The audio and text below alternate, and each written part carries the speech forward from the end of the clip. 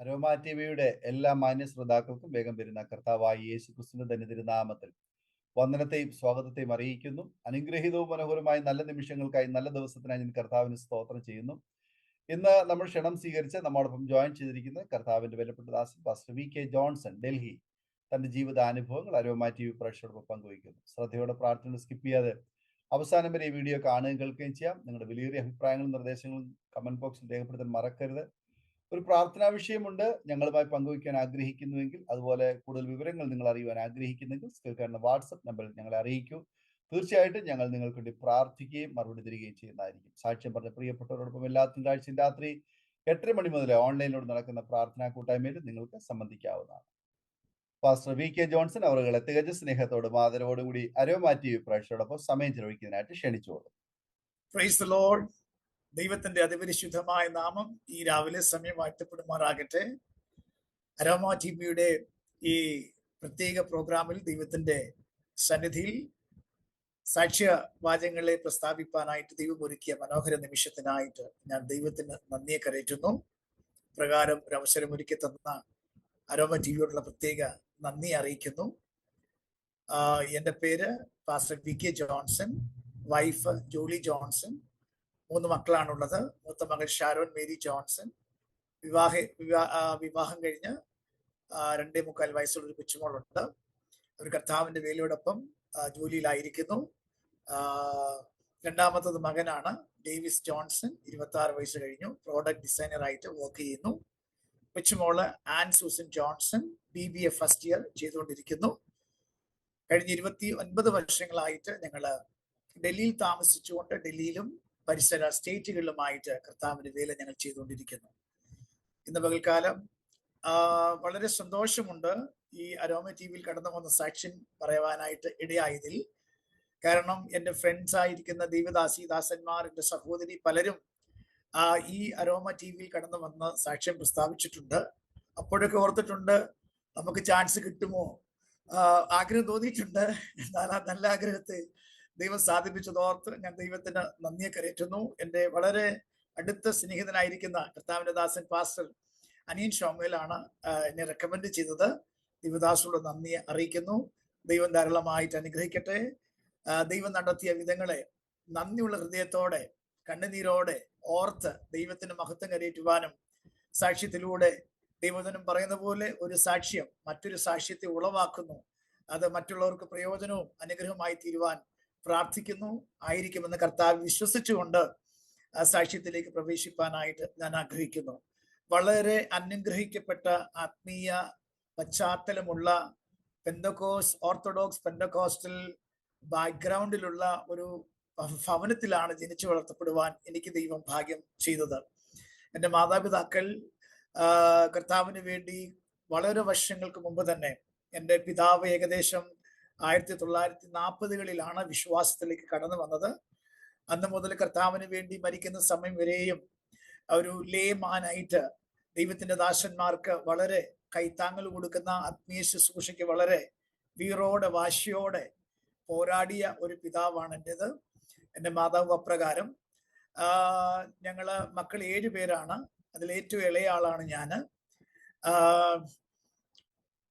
Last ഒരു മകന് വേണ്ടി അവർ വർഷങ്ങളോളം പ്രാർത്ഥിച്ചു. ഒരു കർത്താവിന്റെ വേലയ്ക്ക് വേണ്ടി ഒരു മകനെ ആവശ്യമാണ് ദൈവത്തോട് 4-5 വർഷക്കാലം പ്രാർത്ഥിച്ചങ്ങനെ അവരുടെ ഏകദേശം 50s ഞാൻ ജനിക്കുവാനായിട്ട് ഇടയായി തീർന്നത്. ഞാൻ ജനിച്ചപ്പോൾ തന്നെ എന്നെ കർത്താവിന്റെ മഹനീയമായ ശുശ്രൂഷയ്ക്കായിട്ട് അവര് സമർപ്പണം ചെയ്തിരുന്നു. എനിക്ക് ഓർമ്മ വെച്ച സമയം മുതൽ ഈ ഒരു കാര്യം എന്നെ ഓർമ്മപ്പെടുത്തിക്കൊണ്ടേയിരുന്നു. അതിലുപരിയായിട്ട് വളരെ പത്യോപദേശത്തിലും ദൈവഭയത്തിലും ദൈവകൃപയിലും എന്നെ വളർത്തിയ മാതാപിതാക്കളാണ്. അതോർത്ത് ഞാൻ ദൈവത്തെ സ്തുതിക്കുന്നു. 2 പേരും ദൈവസന്നിധിയിൽ കർത്താവിന്റെ സന്നിധിയിൽ ചേർക്കപ്പെട്ടു വിശ്രമിക്കുന്നു. എൻ്റെ പിതാക്കൾ ഇവിടെ സാക്ഷ്യം പറഞ്ഞാൽ എൻ്റെ മാതാപിതാക്കളെ കുറിച്ച് പറയാതിരിക്കാൻ കഴിയത്തില്ല. അത്രമാത്രം ആത്മീയ കാര്യങ്ങളില് വളരെ ശ്രദ്ധ ചെലുത്തി ഈ ലോകത്തിലെ ഇഷ്ടങ്ങൾക്കോ മോഹങ്ങൾക്കോ അനുസരിച്ച് പോകുവാൻ അനുവദിക്കാതെ വളരെ പത്യോപദേശത്തിൽ എന്നെ വളർത്തി. അതെന്റെ ജീവിതത്തിൽ വലിയ അനുഗ്രഹത്തിന് കാരണമായി തീർന്നു. എപ്പോഴും എന്നെ ഓർമ്മിപ്പിക്കുമായിരുന്നു ഈ കർത്താവിന്റെ വേല ചെയ്യേണ്ട വ്യക്തിയാണെന്ന്. അങ്ങനെ ആ ഒരു അവരുടെ പ്രചോദനം, അവരുടെ ഓർമ്മപ്പെടുത്തലുകൾ, വളരെ ശിക്ഷിതമായിട്ടുള്ള പഠനങ്ങൾ, ആത്മീയ വാതാവരണം, ആത്മീയമായിട്ടുള്ള ചുറ്റുപാടുകൾ എൻ്റെ ജീവിതത്തിൽ വലിയ ആത്മീയ സന്തോഷത്തെ വളർത്തി. എന്നാൽ ഏറ്റവും ഇളയ മകൻ ആയിരിക്കൊണ്ട്, കർത്താവിന്റെ വേലയ്ക്ക് വേണ്ടി ഞാൻ ആയിരിക്കുന്നത് കൊണ്ട് ഏറ്റവും അധികം സ്നേഹിക്കപ്പെട്ട വ്യക്തി ഞാനായിരുന്നു. തൽഫലമായിട്ട് സഹോദരങ്ങൾക്കൊക്കെ അല്പമല്ലാത്ത ഇഷ്ടക്കേടും അല്പ രുചികേടൊക്കെ ഉണ്ടായിട്ടുണ്ട്. അങ്ങനെ സഹോദരങ്ങൾ എന്നൊക്കെ ബാല്യകാലങ്ങളിൽ അല്പമല്ലാത്ത റിജക്ഷൻ പോലെ ഞാൻ അനുഭവിച്ചിട്ടുണ്ട്. ചില സാഹചര്യങ്ങളൊക്കെ എന്നെ അത് വേദനപ്പെടുത്തിയിട്ടുണ്ട്, കരഞ്ഞിട്ടൊക്കെ ഉണ്ട്. എന്നാൽ കാലകാലം കഴിഞ്ഞപ്പോൾ അതെല്ലാം മാറി ഞങ്ങൾ എല്ലാവരും ദൈവകൃപയിലും കർത്താവിന്റെ വേലയിലും ആയിരിക്കുന്നു, സന്തോഷത്തോടുകൂടെ ആയിരിക്കുന്നു. സൺഡേ സ്കൂൾ പഠിക്കുന്ന കാലം തൊട്ടേ ഞാൻ ഒരു ചർച്ച് ഓറിയന്റേറ്റഡ്, കാരണം ദൈവദാസന്മാരോട് കൂടെ ചിലവഴിക്കുന്നത് എൻ്റെ ജീവിതത്തിൽ വലിയ അഭിലാഷമായിരുന്നു. ഞങ്ങളുടെ പാഴ്സനേജിൽ പാസ്റ്റർമാർ, ചില പാസ്റ്റർമാർക്ക് കണ്ടിന്യൂസ് ആയിട്ട് താമസിച്ച് ശുശ്രൂഷിപ്പാൻ കഴിഞ്ഞിട്ടുള്ളൂ, മറ്റുള്ളവരൊക്കെ വന്നും പോയി നിൽക്കും. അപ്പോൾ ദൈവദാസന്മാർ എപ്പോൾ വരുന്നു ആ സമയം മുതൽ അവർ പോകുന്ന നിമിഷം വരെയും ദൈവദാസന്മാരുടെ ശുശ്രൂഷ ചെയ്താണ് ഞാൻ പോരുന്നത്. എന്നാൽ ആവോളം അവരോട് കൂടെ താമസിച്ച് അവരിൽ നിന്ന് കേട്ട് പഠിച്ച് അവരെ ശുശ്രൂഷിച്ചു പോകുന്ന ഒരു ശീലമായിരുന്നു ബാല്യകാലത്തിൽ എനിക്കുണ്ടായിരുന്നത്. അങ്ങനെ സൺഡേ സ്കൂളിലും യൂത്തിലുമൊക്കെ വളരെ ആക്റ്റീവായിട്ട് മുന്നേറുവാൻ ദൈവം എന്നെ സഹായിച്ചു. ചെറുപ്പം മുതൽ എൻ്റെ മേലുള്ള ഒരു വിളി എന്നുള്ളത് പ്രീച്ചിങ് ആൻഡ് ടീച്ചിങ് എന്നുള്ളത് എനിക്ക് വളരെ മനസ്സിലായിരുന്നു, ബോധ്യമായിരുന്നു. ഞാനൊരു ടീച്ചിങ് പാസ്റ്റർ അല്ലെങ്കിൽ ഒരു ടീച്ചറായി പോകണം എന്നുള്ളത് എൻ്റെ ഒരു ആഗ്രഹമായിരുന്നു. എന്നാൽ പാസ്റ്ററാകും എന്നുള്ള ഒരു ബോധ്യം വന്നപ്പോൾ അതിനോട് ചേർന്ന് പഠിപ്പിക്കുവാനായിട്ടുള്ള ഒരു കൃപ ദൈവം എനിക്ക് തന്നത്, കുഞ്ഞുങ്ങളെ ദൈവവചനം പഠിപ്പിക്കുവാനായിട്ടും യൗവനക്കാരെ ദൈവം പഠിപ്പിക്കാനുമായിട്ടൊക്കെയുള്ള അവസരം ദൈവം എനിക്ക് ഒരുക്കി. അതുകൊണ്ട് ബാല്യകാലത്തിൽ തന്നെ ഏകദേശം 10ാം ക്ലാസ് കഴിഞ്ഞപ്പോൾ തന്നെ സൺഡേ സ്കൂൾ പഠിപ്പിക്കാനായിട്ട് ഞാൻ തുടങ്ങി. കാരണം എന്നിലുള്ള ടീച്ചിങ് അനോയിന്റിങ്, ടീച്ചിങ് എബിലിറ്റി എൻ്റെ ചർച്ച് അത് കൺഫേം ചെയ്ത് എന്നെ ആ മിനിസ്ട്രിക്ക് വേണ്ടി ഏൽപ്പിച്ചു. അങ്ങനെ കുഞ്ഞുങ്ങളെ വളരെ ആവേശത്തോടെ ആർത്തിയോടെ വചനം പഠിപ്പിക്കുന്ന ഒരു അനുഭവം ബാല്യകാലം മുതലേ ഉണ്ടായിരുന്നു. അങ്ങനെ ദൈവത്താൽ ധന്യരായി മുന്നേറുവാനായിട്ട് ഇടയായി തീർന്നു. എൻ്റെ സ്കൂളിലെ ലൈഫ് എന്ന് പറയുന്നത്, എൻ്റെ സ്കൂളിൽ ചെറുപ്പമാണെങ്കിൽ പോലും എല്ലാവരും എൻ്റെ പാസ്റ്റർ എന്നാണ് വിളിക്കുന്നത്. എല്ലാവരും പാസ്റ്ററാണ്.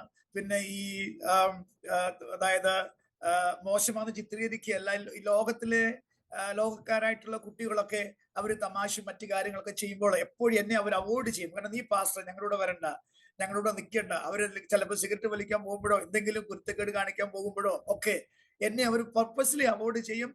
ജോൺസൺ നീ പാസ്റ്ററാണ്, നീ ഞങ്ങളോട് വരണ്ടെന്ന് പറയും. എന്നാൽ അവർക്കെല്ലാം എന്നോട് പ്രത്യേക സ്നേഹവും ബഹുമാനമുണ്ട്. ഞാൻ ആയിരിക്കുന്ന മേഖല എന്ന് പറയുന്ന കീഴ്വായ്പൂരാണ്, നാട്ടിൽ വല്ലപ്പള്ളി കീഴ്വായ്പൂരാണ്. മാത്തമൈറ്റ്സിന്റെയും CSIക്കാരുടെ ഒരു ഡോമിനേഷൻ അവിടെ ഉണ്ട്. അപ്പോൾ പെന്തക്കോസ്തുകാരോട് ഒരുമാതിരി ചായ്വുള്ളവരാണ് എൻ്റെ ഫ്രണ്ട്സ് എല്ലാം. അപ്പോൾ അവരൊക്കെ തന്നെ എന്നെ പാസ്റ്റർ എന്നാണ് വിളിക്കുന്നത്. അതുകൊണ്ട് അവരുടെയൊക്കെ മുൻപിൽ അങ്ങനെ തന്നെ ജീവിക്കുവാനായിട്ട് ദൈവം ഇടയാക്കിയിട്ടുണ്ട്. കുഞ്ഞുങ്ങളോടൊക്കെ വചനം ഷെയർ ചെയ്യുവാനും ചിലർക്ക് വന്ന് പ്രാർത്ഥന അപേക്ഷിക്കാറുണ്ട്, ഞാൻ പ്രാർത്ഥിക്കാറുണ്ട്. അങ്ങനെ നല്ല നിലയിൽ മുന്നേറുവാനായിട്ട് ദൈവം എന്നെ ഇടയാക്കി. എൻ്റെ അധ്യാപകര് എനിക്ക് വളരെ വളരെ സപ്പോർട്ടീവ് ആയിരുന്നു. എൻ്റെ ചില അനുഭവങ്ങൾ കേൾക്കുമ്പോൾ നമുക്ക് മനസ്സിലാക്കാൻ കഴിയും എങ്ങനെ എൻ്റെ അധ്യാപകർ എന്നെ സ്നേഹിച്ചു, എന്നെ കരുതിയതെന്ന് ഞാൻ തുടർമാനം പറയുവാനായിട്ട് ആഗ്രഹിക്കുകയാണ്. അങ്ങനെ ഞങ്ങൾ പോകുന്ന സമയത്ത് എൻ്റെ പിതാവ് ഒരു കർഷകനായിരുന്നു. ഞങ്ങൾക്ക് കുറെ പറമ്പുണ്ട്, ഒരു ചെറിയ കുറച്ച് കണ്ടം നെല്ല് കൃഷി ഉണ്ടായിരുന്നു. അത് ഞങ്ങളുടെ ഇൻകം അതാണ്, കൃഷിയാണ്. കൃഷി കൊണ്ടാണ് ഞങ്ങളുടെ ജീവനം കഴിഞ്ഞു പോരുന്നത്. കണ്ടം കൃഷി എന്ന് പറയുന്നത് എൻ്റെ പപ്പ വാടകയ്ക്ക് എടുത്ത് ഞങ്ങൾ കൃഷി ചെയ്യായിരുന്നു വർഷങ്ങളായിട്ട്. അപ്പം എൻ്റെ പിതാവ് അങ്ങനെ കൃഷി ചെയ്തു പോകുന്നു. ഞങ്ങളുടെ കാര്യങ്ങളൊക്കെ വളരെ ഒരു സാധാരണ കുടുംബം എന്ന നിലയിൽ മാന്യമായിട്ട് എല്ലാ കാര്യങ്ങളും പോകുമായിരുന്നു. അങ്ങനെ സന്തോഷമായിട്ട് പോയിരിക്കുന്ന സമയത്ത് ഞാൻ 7ാം ക്ലാസ്സിൽ പഠിക്കുമ്പോൾ എൻ്റെ പിതാവ് വാതരോഗിയായിട്ട് മാറുവാനിടയായി. വളരെ കഷ്ടത്തിലായി.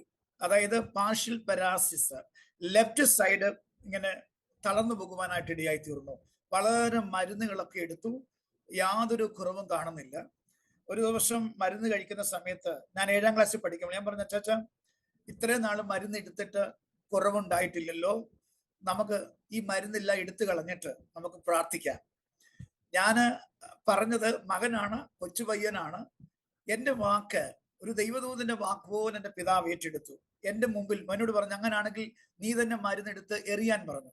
ഞാൻ ആ മരുന്ന് കുപ്പികളെല്ലാം, കഷായത്തിന്റെ കുപ്പികളെല്ലാം എടുത്ത് കാലായിൽ കൊണ്ട് എറിഞ്ഞു കളഞ്ഞു. പ്രാർത്ഥിക്കാമെന്ന് പറഞ്ഞു. ഞാനും പിതാവും മാതാവും മുട്ടുമടക്കി പ്രാർത്ഥിപ്പാൻ ആരംഭിച്ചു. അങ്ങനെ വിശ്വാസത്തിന്റെ പ്രാർത്ഥന വർദ്ധിച്ചു. എന്റെ പിതാവിന് അത്ഭുതകരമായ സൗഖ്യം ദൈവം നൽകി. അതിനെ തുടർന്ന് എന്റെ പിതാവ് അനേക ഭവനങ്ങളിൽ കയറി ഇറങ്ങി ജീവിക്കുന്ന ദൈവമുണ്ട്, സൗഖ്യമാക്കുന്ന ദൈവമുണ്ട് എന്ന് അക്രൈസ്തവര്, ഇവർ ഹിന്ദുക്കൾ ഞങ്ങളുടെ ഏരിയയിൽ വളരെ ചുരുക്കമാണ്. എങ്കിലും ഹിന്ദുക്കളുടെ വീടുകളിലും ക്രിസ്ത്യൻസിന്റെ, അതായത് മാർത്തോമക്കാരുടെയും CSIക്കാരുടെയും ഒക്കെ വീട്ടിൽ കയറി ഇറങ്ങി സുവിശേഷം പറഞ്ഞ് പ്രാർത്ഥിച്ച് മുന്നേറുവാനായിട്ട് ഇടയായി തീർന്നു. മരിക്കുന്ന നിമിഷം വരെയും പിന്നെ ആ രോഗം അദ്ദേഹത്തെ തൊട്ടിട്ടില്ല. എന്നാൽ പിതാവ് അതിനുശേഷം ജോലി ചെയ്യുവാൻ കഴിയാതെ ആയതുകൊണ്ട് കണ്ടത്തിന്റെ കൃഷിയെല്ലാം നിന്നുപോയി. ഞങ്ങളുടെ പറമ്പിലെ കൃഷികളൊക്കെ വളരെ പരിതാപകരമായി തീർന്നു. ഞാൻ കൊച്ചു പയ്യനാണ്. ഞാൻ എൻ്റെ വീട്ടിൽ ഞാൻ മാത്രമേ, മറ്റുള്ളവരൊക്കെ എന്നെക്കാളും വളരെ പ്രായ വ്യത്യാസമുള്ളതുകൊണ്ട് കല്യാണം കഴിച്ച് എല്ലാവരും സെപ്പറേറ്റഡ് ആണ്. അപ്പോൾ കൃഷി കാര്യങ്ങൾ ചെയ്യുവാനായിട്ട് ഒരു വേലക്കാരെ വെക്കാനായിട്ടുള്ള അധികം പണം ഞങ്ങളുടെ ഇല്ല. ഞങ്ങൾക്ക് കൂടുതലായിട്ട് കുരുമുളക് കൃഷിയും കാപ്പിക്കുരു കൃഷി ഒത്തിരി ഉണ്ട്. അപ്പോൾ കിട്ടുന്ന പണം കൊണ്ടൊക്കെ കാര്യങ്ങളൊക്കെ അഡ്ജസ്റ്റ് ചെയ്ത് പോവുകയാണ്. ഒരു കൃഷിക്കാരെ വെക്കാൻ കഴിയുന്നില്ല. എങ്കിലും എനിക്കൊരു ആഗ്രഹം ഉണ്ടായിരുന്നു, എൻ്റെ പിതാവ് ചെയ്ത കൃഷിപ്പണിയൂടെ ചെയ്യണം. അപ്പൊ അങ്ങനെ ഞാൻ ചെയ്യുവാനായിട്ട് എന്നെ കഴിയുന്നതുപോലൊക്കെ ചെയ്തു. 8, 9 ക്ലാസ്സിലൊക്കെ ഞാൻ തന്നെ കൃഷി ഇറക്കിയിട്ടുണ്ട്. പക്ഷെ എനിക്ക് അതിനുള്ള അഭിഷേകമില്ലായിരുന്നു. ഞാൻ കൃഷി ചെയ്ത് കഴിഞ്ഞ് എൻ്റെ പപ്പായ്ക്ക് കിട്ടുന്ന അത്രയും റിസൾട്ട്സ് എനിക്ക് കിട്ടാറില്ല. അപ്പോഴെനിക്ക് മനസ്സിലായി എൻ്റെ വിളി കൃഷിയല്ല, കർത്താവിന്റെ വേലക്കാരനാണ് എന്നെനിക്ക് മനസ്സിലായി. അപ്പോൾ ഞാൻ പറയുന്നത്, ഈ സാഹചര്യത്തിൽ ഒരുപാട് കഷ്ടങ്ങൾ ഞങ്ങൾ അനുഭവിച്ചു. പട്ടിണി അനുഭവിച്ച ഒരുപാട് സന്ദർഭങ്ങളുണ്ട്. ഒരനുഭവം പറയുകയാണെങ്കിൽ, ഞങ്ങളുടെ വീട്ടിൽ ആഹാരമില്ലാത്ത ഒരു അവസരം ഉണ്ടായി. പല സന്ദർഭങ്ങളിലും 3 നേരം ആഹാരം കഴിക്കാൻ കഴിയാത്ത സാഹചര്യങ്ങളുണ്ട്. എൻ്റെ മാതാവിന് വളരെ സങ്കടമുണ്ട്. പലപ്പോഴും ചില രാത്രികളൊക്കെ ഞങ്ങൾ പട്ടിണി കിടക്കും. ഒരു രാത്രിയിൽ ഞാൻ അമ്മച്ചിയോട് പറഞ്ഞു, അമ്മച്ചി എന്നെ നോക്കി ഭയങ്കര കരച്ചില്ല. ആരോട് ചെന്ന് ചോദിക്കാനാണോ? സഹോദരനോട് ചോദിക്കത്തില്ല. എൻ്റെ മമ്മിയുടെയും പപ്പയുടെയും നേച്ചർ എന്ന് പറഞ്ഞു കഴിഞ്ഞാൽ മറ്റുള്ളവരോട് ചോദിക്കത്തില്ല. സങ്കടം മറ്റുള്ളവർ പറയുന്നത് ബുദ്ധിമുട്ടാണ്. സങ്കടങ്ങൾ ദൈവത്തോട് മാത്രമാണ് പറയാറുള്ളത്. ഒരു രാത്രി ഞാൻ പറഞ്ഞു, അമ്മച്ചി സാരമില്ല, വിശ്വാസത്താൽ കലത്തില് വെള്ളം വെച്ച് നമുക്ക് പ്രാർത്ഥിക്കാം. അമ്മച്ചി എന്റെ വാക്ക് കേട്ട് കലത്തിൽ വെള്ളം വെച്ച് തീ വിട്ടു, പ്രാർത്ഥിച്ചുകൊണ്ടേയിരുന്നു. പക്ഷെ അന്ന് രാത്രി ആരും വന്നില്ല. ഞങ്ങൾ ഉറങ്ങി. ഞാൻ രാവിലെ എഴുന്നേറ്റപ്പോൾ എൻ്റെ നിക് നെയിം ബിജു എന്നാണ്. ഒരു വ്യക്തി വീടിന്റെ മുകളിലത്തെ തട്ടിൽ നിന്നുകൊണ്ട്, വീടിന്റെ മുകളിൽ നിന്നുകൊണ്ട് ബിജുവേ ബിജുവേ എന്ന് വിളിച്ചു. ഞാൻ പെട്ടെന്ന് ഉണർന്ന് എഴുന്നേറ്റ് എന്നപ്പോൾ എൻ്റെ പിതാവിന്റെ വളരെ അടുത്തൊരു സ്നേഹിതന്റെ മകനാണ്. അവരും കൃഷിക്കാരാണ്. പക്ഷെ ഞങ്ങളെക്കാളും കൂടുതൽ സ്ഥലവും ഒക്കെ ഉള്ളത് കൊണ്ട്, അവർക്ക് ധാരാളം സ്ഥലമുള്ളത് കൊണ്ട് വളരെ നന്നായിട്ട് ജീവിക്കുന്ന ഒരു കുടുംബമാണ്. പക്ഷെ ഈ മകൻ ഒരിക്കൽ പോലും ഞങ്ങളുടെ വീട്ടിൽ വന്നിട്ടില്ല. പക്ഷെ അദ്ദേഹത്തിന്റെ പിതാവ് മരിക്കുന്ന നിമിഷം വരെയും ആഴ്ചയിൽ 3, 4 പ്രാവശ്യം കടന്നു വന്നതിന്റെ പിതാവുമായിട്ട് മണിക്കൂറുകളോളം സംസാരിക്കാൻ വളരെ ആത്മാർത്ഥമുള്ള ഒരു കുടുംബമാണ്. പക്ഷെ ഈ മകൻ ഒരിക്കലും ഞങ്ങളുടെ വീട്ടിൽ വന്നിട്ടില്ല. പക്ഷെ ആ പർട്ടിക്കുലർ രാവിലെ അദ്ദേഹം ഏർലി മോർണിംഗില് ഞങ്ങളുടെ വീടിന്റെ മുകളിൽ വന്നിട്ട് എന്നെ വിളിച്ചു. എന്നിട്ട് പറഞ്ഞു, മോനെ, നീ ഒരു വലിയ കൊട്ടയായിട്ട് വീട്ടിലോട്ട് വരണമെന്ന് പറഞ്ഞു. എനിക്ക് മനസ്സിലായത് ദൈവത്തിന്റെ പ്രവൃത്തിയാണ്. കഴിഞ്ഞ രാത്രി ആഹാരം കഴിക്കാതെ ദൈവത്തോട് പ്രാർത്ഥിച്ച് പരാതി കൂടാതെ കരയാതെ വിശ്വാസത്താൽ സന്തോഷത്തോടെ സ്തോത്രം പറഞ്ഞു ഉറങ്ങിയപ്പോൾ ഞങ്ങൾക്ക് വേണ്ടി ദൈവത്തിന്റെ വലിയ കരുതൽ കാണുവാനിടയായി. ഞാൻ കയറി ചെല്ലുമ്പോൾ, ഞാൻ കൊച്ചു വയലാണെങ്കിലും ഞാൻ ആത്മീയമായിട്ട് വളർന്നത് കൊണ്ട് എൻ്റെ നാട്ടുകാർക്ക് എന്നെ പ്രത്യേക കാര്യവും ഒരു വലിയ സ്നേഹമുണ്ട്. സ്നേഹത്തോടെ അദ്ദേഹത്തിന്റെ വീട്ടിൽ വളരെ മുമ്പിൽ കടന്നു എന്നെ സ്വീകരിച്ചുകൊണ്ട് പോയി.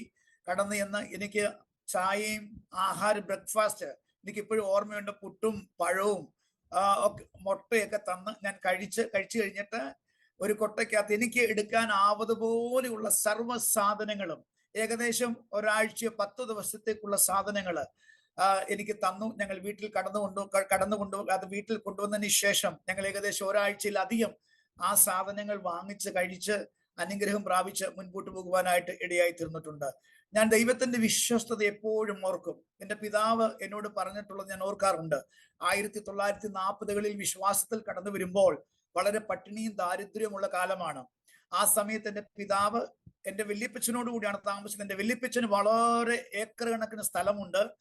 അതിലൊരു ഭാഗം മാത്രമാണ് എൻ്റെ പിതാവിന് കൊടുത്തിരിക്കുന്നത്. അവിടെയാണ് ഞങ്ങൾ താമസിച്ചുകൊണ്ടിരിക്കുന്നത്. പക്ഷേ എൻ്റെ പിതാവിനോടുകൂടി താമസിക്കുന്ന സമയത്ത് ഏക്കർ കണക്കിന് സ്ഥലത്ത് കൃഷിയുള്ളത് കൊണ്ട് സമൃദ്ധിയുണ്ട്. അപ്പോൾ എൻ്റെ പിതാവ് വിശ്വാസത്തിൽ വന്നതിന് ശേഷം എൻ്റെ ഗ്രാൻഡ് ബായ്ക്ക്, എൻ്റെ വല്യപ്പച്ചന് അത്ര സന്തോഷമല്ലായിരുന്നു. എപ്പോഴും പാസ്റ്റർമാർ വരുന്നു, അവരെയൊക്കെ കഴിക്കാൻ കൊടുക്കുന്നു. അങ്ങനെ വന്ന് പ്രശ്നമായി കഴിഞ്ഞപ്പോൾ എൻ്റെ പിതാവ് രാക്കാലങ്ങളിൽ രാത്രിയിൽ വല്യപ്പച്ചൻ ഉറങ്ങിക്കഴിയുമ്പോൾ പറമ്പിൽ കടന്നു ചെന്ന് സാധനങ്ങളൊക്കെ എടുക്കുകയും തെങ്ങിൽ കയറിയിട്ട് തേങ്ങ അടർത്തിയെടുത്തിട്ട് കത്തി കൊണ്ട് അതിന്റെ തോല് ഉരിച്ചിട്ട് കെട്ടിയിട്ട് വായിലിട്ടിട്ടാണ് താഴേക്കുന്നത്. കാരണം രാത്രിയിൽ ശബ്ദം കേട്ട് ഒരുപക്ഷെ വല്യപ്പച്ചനെ എഴുന്നേറ്റാലോ എന്നുള്ളൊരു ഭീതി. അങ്ങനെ കൊണ്ടുവന്ന ദൈവദാസന്മാരെ പൂറ്റി പുലർത്തിയിട്ടുള്ള ഒരു അനുഭവമാണ്. ഞങ്ങൾ ചർച്ച് ഓഫ് ഗോഡ് സഭയിലായിരുന്നു ആ സമയത്ത്.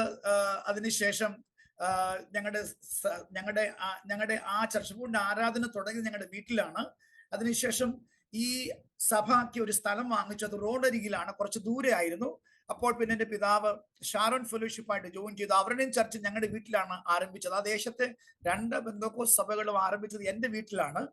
അപ്പോൾ ആ സമയത്തൊക്കെ എനിക്ക് ഓർമ്മയുണ്ട്, കൺവെൻഷൻ കടന്നു പോകുമ്പോൾ ദൈവദാസന്മാർ തമ്മിൽ പറഞ്ഞ് കേട്ടിട്ടുണ്ട്, വയറ് നിറച്ച് സംതൃപ്തിയോടെ ആഹാരം കഴിക്കണമെങ്കിൽ നമുക്ക് കുഞ്ഞച്ചനച്ഛന്റെ വീട്ടിലൊന്ന് പോകണം. എൻ്റെ പിതാവിന്റെ പേര് കുഞ്ഞച്ചനാണ്. അച്ഛാന്റെ വീട്ടിൽ പോകണം നമുക്ക് സമൃദ്ധിയായിട്ട് കഴിക്കാൻ. അങ്ങനെ അനേക ദൈവദാസന്മാർ പറഞ്ഞ് കേട്ടിട്ടുണ്ട്, ഞാൻ കണ്ടിട്ടുണ്ട്. ദൈവദാസന്മാരെ ശുശ്രൂഷിക്കുന്ന കാര്യത്തിൽ, അവർക്ക് വേണ്ടി എല്ലാ കാര്യങ്ങളും ചെയ്തു കൊടുക്കുന്ന കാര്യത്തിൽ എൻ്റെ പിതാവ് ഒരു പാകലായിരുന്നു. പാകൽ എന്ന് പറഞ്ഞ ഒരു ഭ്രാന്തനെ പോലെ ശുശ്രൂഷ ചെയ്യുന്ന ഒരാളായിരുന്നു. അത് ഞാൻ കണ്ടിട്ടുണ്ട്. അപ്പോൾ ദൈവത്തിന്റെ വിശ്വസ്തത ഞങ്ങളുടെ ജീവിതത്തിന്റെ കഷ്ടങ്ങളിലും പ്രയാസങ്ങളിലും പട്ടിണിയിലും പൈതാഹത്തിലും ഒക്കെ കണ്ടുവരുന്നുണ്ട്. ഇന്നും ഞാൻ കണ്ടുവരുന്നു, എൻ്റെ തലമുറകൾ അനുഭവിച്ചു വരുന്നു. അങ്ങനെ ആ സാഹചര്യങ്ങളൊക്കെയും ദൈവത്തോട് ചേർന്ന് തന്നെ നിന്നിട്ടുണ്ട്. ആ സമയത്ത് ഞാൻ 7ാം ക്ലാസ്സിൽ പഠിക്കുന്ന സമയത്ത് തന്നെ ഞാൻ 1982 ഒക്ടോബർ 2 ദിവസം ശനിയാഴ്ചയാണ് പരിശുദ്ധാത്മാഭിഷേകം പ്രാപിക്കുന്നത്. പരിശുദ്ധാത്മാഭിഷേകം പ്രാപിക്കുന്ന ആ സമയത്ത് ഞങ്ങളുടെ സഭയിൽ 21 ദിവസത്തെ ഉപവാസ പ്രാർത്ഥന നടക്കുകയായിരുന്നു. അപ്പോൾ അവസാനത്തെ 7 ദിവസം ഞാൻ ഉപവാസത്തിലായിരുന്നു. എനിക്ക് പരിശുദ്ധാത്മാവിന്റെ അഭിഷേകം പ്രാപിക്കാൻ വളരെ തീവ്രമായ ആഗ്രഹമാണ്. ഞങ്ങളുടെ സഭയിൽ ധാരാളം യൗവനക്കാര്, കൊച്ചു പിള്ളേരൊക്കെ ആത്മാവിന്റെ അഭിഷേകത്തിൽ നിന്ന് ആരാധിച്ച് കാണുമ്പോൾ ഹൃദയം കൊണ്ട് കരഞ്ഞു, കർത്താവേ എനിക്ക് ആത്മാഭിഷേകം വേണം. ഉപവാസ പ്രാർത്ഥനയുടെ അവസാനത്തെ 7 ദിവസം 4 ദിവസം രാത്രിയിൽ കഴിച്ചുകൊണ്ടും അവസാനത്തെ 3 ദിവസം ഞാൻ സമ്പൂർണമായിട്ട് ഉപവാസത്തിലായിരുന്നു, പ്രാർത്ഥിച്ചു. അങ്ങനെ ഉപവാസ പ്രാർത്ഥനയുടെ അവസാന ദിവസം ഒക്ടോബർ മാസം, അതായത് 20ാമത്തെ ദിവസം 82 ഒക്ടോബർ 2 ഞാൻ പരിശുദ്ധാത്മാഭിഷേകം പ്രാപിച്ചു. എൻ്റെ മേൽ വ്യാപരിച്ച പരിശുദ്ധാത്മാവിന്റെ ശക്തി എനിക്ക് നിയന്ത്രിക്കാൻ കഴിയാത്ത അനുഭവങ്ങളായിരുന്നു. പലപ്പോഴും ആരാധിക്കുമ്പോൾ മണിക്കൂറുകൾ ഞാൻ ആരാധിക്കും, വളരെ സന്തോഷത്തോടെ ആരാധിക്കും. ഒരു പ്രാവശ്യം ആ പരിശുദ്ധാത്മാവിന്റെ ആവശ്യം പ്രാപിച്ചു കഴിഞ്ഞിട്ടുള്ള 1-2 ആഴ്ച കഴിഞ്ഞ സമയത്ത് വസ്ത്രങ്ങളൊക്കെ വളരെ ചുരുക്കമാണ്. പിതാവിന് വയ്യാത്തത് കൊണ്ട് നോർമലി ഈ പുതിയ വസ്ത്രങ്ങളൊന്നും വാങ്ങാൻ കഴിയുന്നില്ല. എൻ്റെ മുണ്ട് ഞാൻ ഉടുത്തിരുന്ന, ചെറുപ്പം മുതൽ 7ാം ക്ലാസ് തൊട്ട് ഞാൻ മുണ്ടാണ് ഉടുക്കുന്നത്. അപ്പൊ ഈ മുണ്ട് പഴയതായിരുന്നു. ഞാൻ ശക്തമായിട്ട് ആരാധിച്ചു മുട്ടുമേൽ നിന്ന് തുള്ളിച്ചാട് ദൈവത്തെ ആരാധിച്ചു കഴിഞ്ഞ് സാക്ഷ്യത്തിന് എഴുന്നേറ്റപ്പോഴേന് എൻ്റെ പുറകിലിരിക്കുന്നവരെല്ലാവരും ചിരിക്കുന്നു. അപ്പം ഞാൻ തിരിഞ്ഞു നോക്കിയപ്പോൾ എന്തായാലും ഇങ്ങനെ ചിരിക്കുന്നു എന്നൊക്കെ മനസ്സിലായപ്പോൾ ആരും എന്നോട് പറഞ്ഞ് താഴോട്ട് നോക്കാം, പുറകോട്ട് നോക്കാൻ പറഞ്ഞപ്പോൾ എൻ്റെ മുണ്ട് മുഴുവനായി കീറിപ്പോയി. ഞാൻ പെട്ടെന്ന് അവിടെ ഇരുന്നു. അത് കഴിഞ്ഞ് യോഗം കഴിഞ്ഞ് ആ വീട്ടിലുള്ള പാസ്റ്ററുടെ മോന്റെ ഒരു മുണ്ടുടുത്താണ് ഞാൻ വീട്ടിൽ കടന്നു. അടുത്ത ദിവസം എനിക്ക് സ്കൂളിൽ കടന്നു പോകണം. സ്കൂളിൽ കടന്നു പോകുവാനായിട്ട് ഒരു മുണ്ടുണ്ട്, അതും അത്ര നല്ലതല്ല. ഞാൻ അഡ്ജസ്റ്റ് ചെയ്ത് പോവുകയാണ്. അപ്പോൾ അന്ന് ആ ഞായറാഴ്ചത്തെ ആരാധന കഴിഞ്ഞ് വന്ന് ഞാൻ ഇങ്ങനെ കട്ടിൽ ഇങ്ങനെ കിടക്കുകയാണ്. ഇങ്ങനെ ചിന്തിച്ചിട്ട്, കർത്താവേ എൻ്റെ മുണ്ട് കീറിപ്പോയി, എനിക്ക് എൻ്റെ ഒരു മുണ്ടൂടെ വേണം, അറ്റ്ലീസ്റ്റ് 2 വേണമല്ലോ സ്കൂളിൽ പോകാനായിട്ട്, എന്ത് ചെയ്യണമെന്ന് ഇങ്ങനെ ഓർത്ത് വിഷമിച്ച് കിടക്കുകയാണ്. അങ്ങനെ ഇരിക്കുമ്പോൾ ഞാൻ നോക്കുമ്പോൾ അടുക്കളയിൽ നോക്കുമ്പോൾ എൻ്റെ അമ്മച്ചി നിന്ന് കരയുന്നു. ഞാൻ ഇങ്ങനെ ചിന്തിച്ച് കിടക്കുന്ന ആ കാഴ്ച കണ്ടുകൊണ്ട് എൻ്റെ അമ്മച്ചി കരയുന്നു. അമ്മച്ചി ഇങ്ങനെ പറഞ്ഞു, മോനെ നീ കരയണ്ടോ, ദൈവത്തിനൊക്കെ വേണ്ടി കരുതും.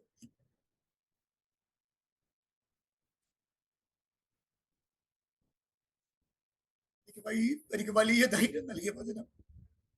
ഞാൻ പിന്നെ തിരിച്ചമ്മച്ചി ആശ്വസിപ്പിച്ചു, അമ്മച്ചി കരയണ്ട, നമ്മുടെ ദൈവം ജീവിക്കുന്ന ദൈവമാണ്. എന്നോട് പറഞ്ഞു, മോനെ 2 രൂപ എൻ്റെ കയ്യിലുണ്ട്. അന്നേ കാലത്ത് സൊസൈറ്റിയിൽ 83-84 കാലയളവിലൊക്കെ 10 രൂപയ്ക്കോ 9 രൂപയ്ക്കോ സൊസൈറ്റിയിൽ ബെറ്റർ ആയിട്ടുള്ള മുണ്ടുകളൊക്കെ കിട്ടും. ടെക്സ്റ്റൈലിലല്ല, സൊസൈറ്റിയിൽ വില കുറച്ച് കൊടുക്കുന്ന ഒരു സ്ഥാപനമാണ് വല്ല സൊസൈറ്റി എന്ന് പറയുന്നത്. അപ്പോൾ അവിടെ മുണ്ട് കിട്ടും. അപ്പൊ അങ്ങനെ വിഷമിച്ചിരിക്കുമ്പോൾ എന്റെ അമ്മച്ചിക്ക് ആരോ 5 രൂപ കൊണ്ട് കൊടുത്തു. അങ്ങനെ ടോട്ടൽ 7 രൂപയുണ്ട്. എന്നോട് പറഞ്ഞു, മോനെ ഞാൻ നാളെ തിങ്കളാഴ്ചയാണ്, നാളെ ലഞ്ച് ബ്രേക്കിന്റെ സമയത്ത്, ഉച്ചയ്ക്ക് ഊണിന്റെ സമയത്ത് ഞാൻ താഴെ വരും. നീ അപ്പോൾ താഴേക്ക് ഇറങ്ങി വരണം. സ്കൂളിന് തൊട്ട് താഴെയാണ് ഈ സൊസൈറ്റി, കീഴ്വായ്പൂര്. ഞാൻ ആഹാരം മിക്ക സമയത്തും സ്കൂളിൽ കൊണ്ടുപോകാൻ ആഹാരം കാണത്തില്ല. ഇതറിയാവുന്ന ടീച്ചർമാര് പറഞ്ഞിട്ടുണ്ട്, ജോൺസൺ ഹോട്ടലിൽ പോയി കഴിച്ചോണ്ട് ഞങ്ങൾ കൊടുത്തോളാം. എങ്കിലും ഞാൻ പോകാറില്ല. ടീച്ചർമാർക്ക് അത്ര സ്നേഹമായതുകൊണ്ട് പറയും. എന്റെ വിവരങ്ങൾ അറിഞ്ഞപ്പോൾ ഒരു ടീച്ചർ എന്നെ ഹോട്ടലിൽ കൊണ്ടുപോയി ആഹാരം കഴിപ്പിച്ചിട്ട് പറഞ്ഞ് ഡെയിലി ഇവിടെ വന്ന് കഴിച്ചോണം. എന്നിരുന്നാലും എനിക്ക് ഇങ്ങനെ ആളുകളെ ബുദ്ധിമുട്ടിപ്പിക്കുന്നത് വളരെ ബുദ്ധിമുട്ടായിട്ട് തോന്നും. അതുകൊണ്ട് ഞാൻ ഒരു പ്രാവശ്യം പോയി കഴിച്ചിട്ടുള്ളൂ. പിന്നെ സാർ അറിഞ്ഞപ്പോൾ എന്നെ ഒത്തിരി വഴക്ക് പറഞ്ഞു. നിന്റെ വയസ്സല്ല, ഞാനല്ല പണം കൊടുക്കുന്നത്, നീ പോയി കഴിക്കണം, നീ ഇങ്ങനെ പട്ടിണി ഇരിക്കരുത് എന്ന് പറഞ്ഞ് എന്നെ ശാസിച്ചിട്ടുണ്ട്. അപ്പോൾ ചിലപ്പോൾ ആഹാരം കാണും, ചിലപ്പോൾ ഞാൻ കൊണ്ടുപോകും, ഉള്ളപ്പോൾ കൊണ്ടുപോകും, ഇല്ലാത്തപ്പോൾ ഇല്ലാതിരിക്കും. അപ്പോൾ ആഹാരം കഴിച്ചോ കഴിക്കാതെ ഞാൻ പെട്ടെന്ന് 1:15 ആയപ്പോഴത്തേന് താഴേക്ക് ഇറങ്ങി വന്നാൽ ഞങ്ങള് തുണിയെല്ലാം കാണാനായിട്ട് തുടങ്ങി.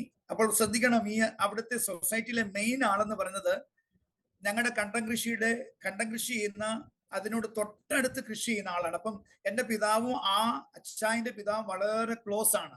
ഞങ്ങളുടെ സാധനങ്ങളൊക്കെ പലപ്പോഴും അവിടെയാണ് വെക്കാറുള്ളത്. അവർക്കറിയാം, ഞങ്ങളുടെ സിറ്റുവേഷൻ അറിയാം. ഞങ്ങളുടെ കൃഷിയെല്ലാം നിന്നു, സാമ്പത്തികമായി ബുദ്ധിമുട്ടുണ്ടെന്നൊക്കെ അറിയാവുന്ന ആളാണ്. അപ്പൊ അത് ഞാൻ ഓർത്തു അദ്ദേഹം ഒരു പക്ഷേ ഞങ്ങളെ സഹായിക്കുമെന്ന്. കുഞ്ഞു മനസ്സിൽ ഞാൻ ഓർത്ത് അദ്ദേഹം സഹായിക്കുമെന്ന്. കാരണം എന്റെ നാനി ഇങ്ങനെ പറയാറുണ്ടായിരുന്നു, എന്റെ വെല്ലുമിച്ചി, അമ്മയുടെ അമ്മ വെല്ലുമിച്ചി ഇങ്ങനെ പറയാറുണ്ടായിരുന്നു, ഉരിയ കൊടുത്ത് ഊപ്പ വാങ്ങുന്നതിനേക്കാൾ നാഴി കൊടുത്ത് നല്ലത് വാങ്ങുന്നത്. ഈ ഒരു പഴഞ്ചൊല്ല് കേട്ടതുകൊണ്ട് പലപ്പോഴും എന്തെങ്കിലും വാങ്ങാൻ പോകുമ്പോൾ നല്ലത് വാങ്ങണം എന്നുള്ളൊരു ആശയം ചെറുപ്പം മുതലേ ഉണ്ടായിരുന്നു. ഇന്നും അതുണ്ട്.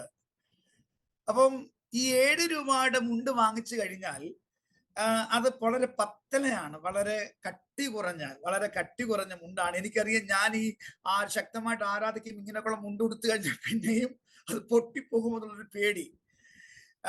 അപ്പം അടുത്ത മുണ്ടെടുത്ത് ഇട്ട് കഴിഞ്ഞപ്പോൾ അതിന് 11 രൂപയുടെ മുണ്ടെടുത്തപ്പോൾ എനിക്ക് തോന്നി ഇത് നല്ലതാണ്, കുറച്ച് കട്ടിയുണ്ട്, ഇത് കുറെ ലോങ് ലാസ്റ്റ് ചെയ്യും എന്നൊരു തോന്നലുണ്ട്. പക്ഷേ 4 രൂപ എക്സ്ട്രാ വേണം. അപ്പൊ ഞാൻ ഓർത്തു, ഒരുപക്ഷെ ഇദ്ദേഹം പറയുമായിരിക്കും, 4 രൂപ പിന്നെ തന്നാ മതി, നിങ്ങൾ കൊണ്ടുവെക്കൂ എന്ന് പറയുമെന്ന് വിചാരിച്ചു. പക്ഷേ അദ്ദേഹം അങ്ങനെ പറഞ്ഞില്ല. അപ്പൊ അമ്മച്ചിക്ക് ഒരു സങ്കടം. ഞാൻ പറഞ്ഞ, അമ്മച്ചി വിഷമിക്കണ്ട, കാരണം ഈ 7 രൂപയുടെ മുണ്ട് വാങ്ങിച്ചു കഴിഞ്ഞാല് ഒരു നല്ല ആരാധകൻ ഞാൻ ഇരുന്ന് കഴിഞ്ഞാൽ ഒരു പക്ഷെ ഇത് പൊട്ടിപ്പോകും, കീറിപ്പോകും. അതുകൊണ്ട് നമുക്ക് അല്പം വെയിറ്റ് ചെയ്യാം. അമ്മച്ചിക്ക് വളരെ സങ്കടം. ഞാൻ പറഞ്ഞു, സാരമില്ല. അമ്മച്ചി ഞാൻ എൻകറേജ് ചെയ്തു, സാരമില്ല, നമുക്ക് പോകാമെന്ന് പറഞ്ഞ് സൊസൈറ്റിയിൽ നിന്ന് ഈ തുണി വിൽക്കുന്ന ആ ഡിപ്പാർട്ട്മെന്റിൽ ഞങ്ങൾ ഇറങ്ങി വരുമ്പോൾ ഒരു മനുഷ്യൻ സൊസൈറ്റി ബാങ്കിൽ നിന്ന് ഇറങ്ങി വരികയാണ്. അമ്മയും മോനും എന്താ തുണി വാങ്ങിക്കാൻ പോയിട്ട് വാങ്ങാതെ പോകുന്നേ? അപ്പൊ ഈ അദ്ദേഹം ഈ വാതക്കൽ ഞങ്ങളെ വാച്ച് ചെയ്യുകയായിരുന്നു, ശ്രദ്ധിക്കുകയായിരുന്നു. അന്നേരം പറഞ്ഞു, സാറേ അല്പം പൈസയുടെ കുറവുണ്ട്, അതുകൊണ്ടാണ് ഞങ്ങൾ പിന്നീട് വന്ന് വാങ്ങാൻ ആഗ്രഹിക്കുന്നു പറഞ്ഞു. അപ്പൊ എന്നോട് ചോദിച്ചു, ഇതിന്റെ പേരെന്തുവാ, ഏത് ക്ലാസ്സിലാണ് പഠിക്കുന്നത്, ഏത് ചർച്ചിലാണ് പോകുന്നത്? അപ്പൊ എന്റെ സാക്ഷ്യവും ഒക്കെ കേട്ട് കഴിഞ്ഞപ്പോൾ ഞാൻ പഠിക്കാനും മിടുക്കനായിരുന്നു, എന്റെ മാർക്കൊക്കെ ചോദിച്ചു. ഇതെല്ലാം കേട്ട് കഴിഞ്ഞപ്പോൾ അദ്ദേഹത്തിന് സന്തോഷമായിരുന്നു. എന്നോട് പറഞ്ഞ്, നീ വിഷമിക്കണ്ട. അദ്ദേഹം എന്നെ ആ കടയിലേക്ക് കൂട്ടിക്കൊണ്ടുപോയിട്ട് കടക്കാരനോട് പറഞ്ഞു, ഇവിടെ ഇരിക്കുന്ന എല്ലാ മുണ്ടും ഇങ്ങോട്ട് എടുത്തിടാൻ പറഞ്ഞു. അദ്ദേഹം എല്ലാ മുണ്ടും എടുത്തിട്ട് പറഞ്ഞു, ജോൺസൺ, ഏറ്റവും നല്ല മുണ്ട്, ഇതിനകത്ത് ഏറ്റവും നല്ല മുണ്ട് നീ എടുക്കണം പറഞ്ഞു. അപ്പോൾ ആ കടയിൽ ഏറ്റവും നല്ല മുണ്ട് 17 രൂപ 50 പൈസയുടെ മുണ്ടാണ് ഏറ്റവും വില കൂടിയത്. ഞാന് 15 രൂപയുടെ മുണ്ടെടുത്തു. അദ്ദേഹത്തിന് എന്ത് ഫീൽ ചെയ്യും, ഞാൻ 17 രൂപയുടെ ആ മുണ്ടെടുത്ത് കഴിഞ്ഞ് ചിലപ്പോൾ ഇഷ്ടപ്പെടാതെ വന്നാലോ എന്ത് ചിന്തിക്കുമെന്ന് വിചാരത്താല് ഞാൻ 15 രൂപയുടെ മുണ്ടെടുത്തു. അപ്പം പൈസ പേ ചെയ്യാൻ നേരത്ത് പറയാണ്, ഇതാണ് ഇവിടുത്തെ ഏറ്റവും വിലയുള്ള മുണ്ട്. അത്ത കടക്കാരൻ പറഞ്ഞല്ല 17 രൂപ. ഞാൻ നിന്നോട് ഏറ്റവും നല്ലത് എടുക്കാനല്ല പറഞ്ഞത്. അങ്ങനെ അദ്ദേഹം തന്നെ അത് എടുത്തു തന്നിട്ട് അതിനകത്തൊരു കരയുണ്ട്, ആ കരയുടെ നിറത്തിലുള്ള ഒരു ഷർട്ട് പീസ് കൂടെ എടുത്തു തന്നു കഴിഞ്ഞിട്ട് ഞങ്ങൾ മടങ്ങി വരുന്ന സമയത്ത് എന്നോട് പറഞ്ഞു, നീ നന്നായിട്ട് പഠിക്കണം, ഞാൻ ഈ ബാങ്കിലെ ഉദ്യോഗസ്ഥനല്ല. എനിക്ക് ഇന്ന് ഇവിടെ ഇൻസ്പെക്ഷൻ ഉണ്ടായിരുന്നു. ഞാൻ തിരുവല്ലയിലാണ് എൻ്റെ ബാങ്ക്. ഞാൻ സിറഫ് കേവലം ഇന്നത്തെ ദിവസം ഇൻസ്പെക്ഷനായിട്ട് വരികയാണ്. നിങ്ങൾ അമ്മയും മോനും കയറി പോകുമ്പോൾ എന്തോ ഒരു ശക്തി എന്നോട് പറയാണ്, നീ വാതക്ക് നിൽക്കുക, അവരെ ശ്രദ്ധിക്കാനെന്ന്. അദ്ദേഹം ഞങ്ങളെ ശ്രദ്ധിച്ചു. ഈ സാക്ഷ്യം പറഞ്ഞപ്പോൾ എൻ്റെ ഉള്ളിൽ കരച്ചിൽ വരുന്നുണ്ട്, സന്തോഷം വരുന്നുണ്ട്, തുള്ളിച്ചാടണം. ദൈവത്തിന്റെ കരുതല് കണ്ടു കഴിഞ്ഞപ്പോൾ നന്ദിയാൽ എൻ്റെ ഹൃദയം നിറയുവാനിടയായി. വളരെ ആനന്ദത്തോടെ ദൈവത്തെ മഹത്വപ്പെടുവാനായിട്ട് ഇടയായി തീർന്നു. അന്നേ കാലത്ത് അറിയാമല്ലോ, ഫോണൊന്നും ഇല്ല, നമുക്ക് ആളുകളെ കോണ്ടാക്ട് ചെയ്യാനൊന്നും കഴിയത്തില്ല. അതിനുശേഷം ആ സാറിനെ കാണാൻ ഞാൻ വളരെ ആഗ്രഹിച്ചു.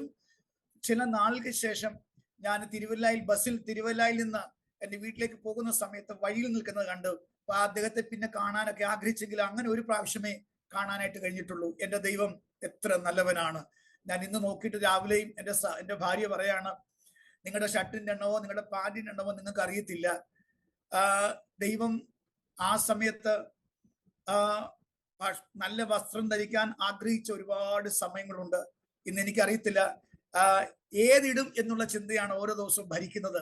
അത്രത്തോളം ദൈവം സമൃദ്ധിയായിട്ട് അനുഗ്രഹിച്ചതോർത്ത് ഞാൻ നന്ദിയോടെ ദൈവത്തെ സ്തുതിക്കുന്നു, ദൈവത്തെ മഹത്വപ്പെടുത്തുന്നു. അങ്ങനെ ഞാൻ എൻ്റെ പഠനവും ആത്മീയവും ഒരുപോലെ മുൻപോട്ട് കടന്നു പോവുകയാണ്. ആത്മീയമായിട്ട് ഞാൻ മുന്നേറിക്കൊണ്ടിരിക്കുന്നു. വളരെ ആത്മഭാരമുള്ള വ്യക്തിയായിട്ട് മുന്നേറിക്കൊണ്ടിരിക്കുന്നു. ഒരു പ്രാർത്ഥന വീരനായി ദൈവം എന്നെ മാറ്റി. ദേശത്തിന് വേണ്ടി കരയുന്ന ഒരു കൂട്ടം ആളോട് ചേർന്ന് രാക്കാലങ്ങളൊക്കെ ഉണർന്ന് പ്രാർത്ഥിക്കുന്ന ഒരു അനുഭവം ഉണ്ടായിരുന്നു. ആരുമില്ലാത്ത സമയത്ത്, സ്കൂളിൽ പഠിക്കുന്ന സമയത്ത് രാത്രിയിൽ അകലെ ഏകനായിട്ട് ചർച്ചിൽ കടന്നു എന്ന് രാക്കാലം മുഴുവനും നിലവിളിച്ച് പ്രാർത്ഥിക്കുന്ന ഒരു അനുഭവം, ദേശത്തിന് വേണ്ടി കരയുന്ന ഒരു അനുഭവം ചെറുപ്പം മുതലേ എൻ്റെ ഒരു ആത്മീയ ഗുരുവോ അല്ലെങ്കിൽ ആത്മീയമായിട്ട് എന്നെ വളർത്തിയ ഒരു വ്യക്തി ഉത്തരേന്ത്യയിലായിരുന്നു. അപ്പോൾ ചെറുപ്പം മുതലേ ഉത്തരേന്ത്യയെ കുറിച്ചുള്ള ഒരു പ്രാർത്ഥിക്കുന്ന ഒരു അനുഭവം, ഉത്തരേന്ത്യയെ കുറിച്ചുള്ള കാഴ്ചപ്പാടുകൾ ഒക്കെ എനിക്ക് തന്നതുകൊണ്ട് അങ്ങനെ അവരോട് കൂടെ അനേക ഓൾ നൈറ്റ് മീറ്റിങ്ങുകളിലൊക്കെ പ്രാർത്ഥിക്കും. പ്രത്യേകിച്ചും ഞങ്ങൾക്കൊരു ഗ്രൂപ്പ് ഉണ്ടായിരുന്നു. മുഴങ്കാലില് മണിക്കൂറുകളിൽ നിന്ന് ദേശത്തിന് വേണ്ടി കരയുന്ന ഒരു അനുഭവം. എൻ്റെ ബാല്യകാലത്തൊക്കെ എൻ്റെ മുട്ടുമേ വലിയ തഴമ്പുണ്ടായിരുന്നു. കാരണം മണിക്കൂറുകൾ 3 മുതൽ 5 മണിക്കൂർ വരെ മുട്ടുമേൽ തന്നെ നിൽക്കുന്ന, ആദ്യമൊക്കെ വളരെ ബുദ്ധിമുട്ടായിരുന്നു. ശീലിച്ചു കഴിഞ്ഞപ്പോൾ അത് പ്രയാസമില്ലാതെയായി മാറി. അങ്ങനെ പ്രാർത്ഥിക്കുന്ന ഒരു അനുഭവമായിരുന്നു, ആത്മഭാരമുള്ള ഒരു അനുഭവമായിരുന്നു. അതിൽ വർദ്ധിച്ചു വരുവാനായിട്ട് എന്നെ ദൈവം സഹായിച്ചു. എൻ്റെ മാതാപിതാക്കളെ, എൻ്റെ സഭയെ, ദൈവദാസന്മാരെ ദൈവം കരങ്ങളെടുത്ത് ഉപയോഗിച്ചു. അങ്ങനെ മുൻപോട്ട് കടന്നുപോയി. സ്കൂൾ വിദ്യാഭ്യാസം കഴിഞ്ഞ് കോളേജിൽ കടന്നുപോയി.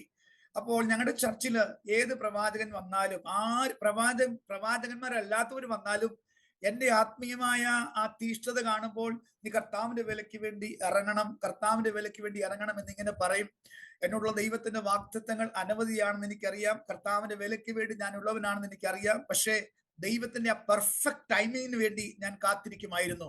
പലപ്പോഴും പല ദൈവദാസന്മാർ കടന്നു വന്ന് എന്നെ ഭീഷണിപ്പെടുത്തുന്ന നിലയിൽ പറയാറുണ്ട്, നീ കർത്താവിന്റെ വിലയ്ക്ക് വേണ്ടി ഇപ്പൊ ഇറങ്ങിയില്ലെങ്കിൽ ദൈവം അത് ചെയ്യും ഇത് ചെയ്യും. അപ്പൊ ഞാൻ ദൈവത്തോട് പറയും, കർത്താവ് നീ അവരോട് സംസാരിച്ചെങ്കിൽ എന്നോട് നേരിട്ട് സംസാരിക്കാതെ ഞാൻ കർത്താവിന്റെ വേലയ്ക്ക് ഇറങ്ങത്തില്ല.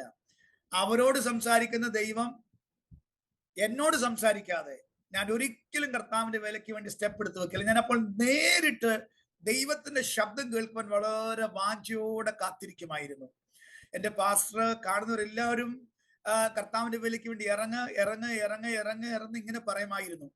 അപ്പോൾ ഞാൻ ഈ പിടിവാശിയിൽ തന്നെ ആയിരുന്നു. കോളേജ് വിദ്യാഭ്യാസത്തോടൊപ്പം തന്നെ ഞാൻ ടീച്ചിങ് ലൈൻ ആയതുകൊണ്ട്, നന്നായിട്ട് പഠിപ്പിക്കുന്ന ഒരു വ്യക്തി ആയതുകൊണ്ട് ഞാൻ കോച്ചിങ് സെന്റർ തുടങ്ങി. അതെല്ലാം വിദ്യാഭ്യാസവും കോച്ചിങ് സെന്റർ എല്ലാം, ട്യൂഷൻ സെന്ററും എല്ലാം അഡ്ജസ്റ്റ് ചെയ്താണ് പോകുന്നത്. ആ സമയത്ത് നമ്മുടെ കേരളത്തിലെ സമ്പൂർണ്ണ സാക്ഷരതയുടെ ഒരു പ്രോഗ്രാം അത് ചെയ്യുന്നുണ്ട്. ആ സമയത്ത് ചർച്ചിന്റെ സെക്രട്ടറി ആണ്. 120 മെമ്പേഴ്സ് ഉള്ള ഒരു ചർച്ചാണ്. അപ്പം ചർച്ചിന്റെ കാര്യം നോക്കണം, കോച്ചിങ് സെന്റർ, എൻ്റെ പഠനം, വാർദ്ധക്യത്തിലായിരിക്കുന്ന മാതാപിതാക്കൾ, ഇങ്ങനെ വളരെ തിരക്കിട്ട ഒരു ലൈഫാണ്. അപ്പോൾ അതിന്റെ നടുവിൽ ദൈവം ഏൽപ്പിച്ച ഓരോ ശുശ്രൂഷയും ഞാൻ വളരെ ചടുതിയിൽ, വളരെ ധൃതിയിൽ ചെയ്യുമായിരുന്നു. എൻ്റെ പാസ്റ്റർ എപ്പോഴും പറയായിരുന്നു, ബിജു ബസ്സിൽ കയറിയാലും ഓട്ടമാണ്, ബസ്സിനകത്ത് അവൻ നിൽക്കത്തില്ല, ഓട്ടമാണെന്ന് പറയുമായിരുന്നു. അങ്ങനെ ചുറുചുറുക്കോടെ കർത്താവിന്റെ വേല ചെയ്യുന്ന ഒരു അനുഭവം. അപ്പോൾ ഞാൻ ദൈവത്തോട് പ്രാർത്ഥിച്ച്, കർത്താവെ നീ എപ്പോൾ എന്നോട് നേരിട്ട് സംസാരിക്കുന്നുവോ അപ്പോൾ ഞാൻ നിന്റെ വേലയ്ക്ക് വേണ്ടി ഇറങ്ങും. ഒരു വൈകിയ വേളയിൽ ഞാൻ ഇവന്റെ പിതാവും മാതാവും പ്രാർത്ഥിക്കുന്ന സമയത്ത് പലപ്പോഴും ഞങ്ങളുടെ പ്രാർത്ഥന, കുടുംബ പ്രാർത്ഥനയൊക്കെ ചില സമയങ്ങളിൽ ദൈവാത്മാവിന്റെ നടത്തിപ്പനുസരിച്ച് അത് മണിക്കൂറുകളൊക്കെ നീണ്ടുപോകുന്ന അനുഭവങ്ങളുണ്ട്. ചിലപ്പോൾ ഞങ്ങളുടെ നീണ്ടുപോകുമ്പോൾ ശബ്ദം, ഞങ്ങളൊരു അല്പം ഒരു ഉയർന്ന സ്ഥലത്താണ്, ഈ ശബ്ദം കേട്ട് പലരും പിന്നെ കടന്നു വരും, ഞങ്ങളുടെ കൂടി നിന്ന് പ്രാർത്ഥിക്കും. ചെറുപ്പകാലം പരിശുദ്ധാത്മാംശം പ്രാപിച്ച് കുറച്ച് കഴിഞ്ഞു പ്രവചനാത്മാനോ ദൈവനെ നിറച്ച് ദൂത് കേൾക്കുവാൻ ആളുകൾ വരും. അപ്പം അങ്ങനെയുള്ള സന്ദർഭങ്ങളാണ്. അങ്ങനെ ഇരിക്കുന്ന അനുഭവത്തില് ദൈവത്തിന്റെ ആത്മാവിന്റെ ഇടപെടൽ ശക്തമായിട്ടുണ്ടായി. ഞാൻ നേരിട്ട് എന്റെ അന്തരാത്മാവിൽ ദൈവശബ്ദം കേട്ട്, Johnson, this is the right time, ഇതാണ് നിനക്ക് വേണ്ടിയുള്ള കറക്റ്റ് ആയിട്ടിരിക്കുന്ന സമയം, സ്റ്റെപ്പ് ഇൻ ടു ഇറ്റ്, അതിലേക്ക് കാലെടുത്ത് വെക്കുക. ദൈവശബ്ദം കേട്ട് ഞാൻ ശക്തിയോടെ ആരാധന നിർത്തി കഴിഞ്ഞിട്ട് എന്റെ മാതാപിതാക്കളോട് പറഞ്ഞു, ദൈവശബ്ദം ഞാൻ കേട്ടിരിക്കുന്നു, കർത്താവിന്റെ വിലയ്ക്ക് വേണ്ടി ഞാൻ എന്നെ സമർപ്പിക്കുന്നു. എന്റെ മാതാപിതാക്കൾ കണ്ണുനീരോടെ സന്തോഷത്തോടെ എനിക്ക് വേണ്ടി സമർപ്പിച്ചു പ്രാർത്ഥിച്ചു.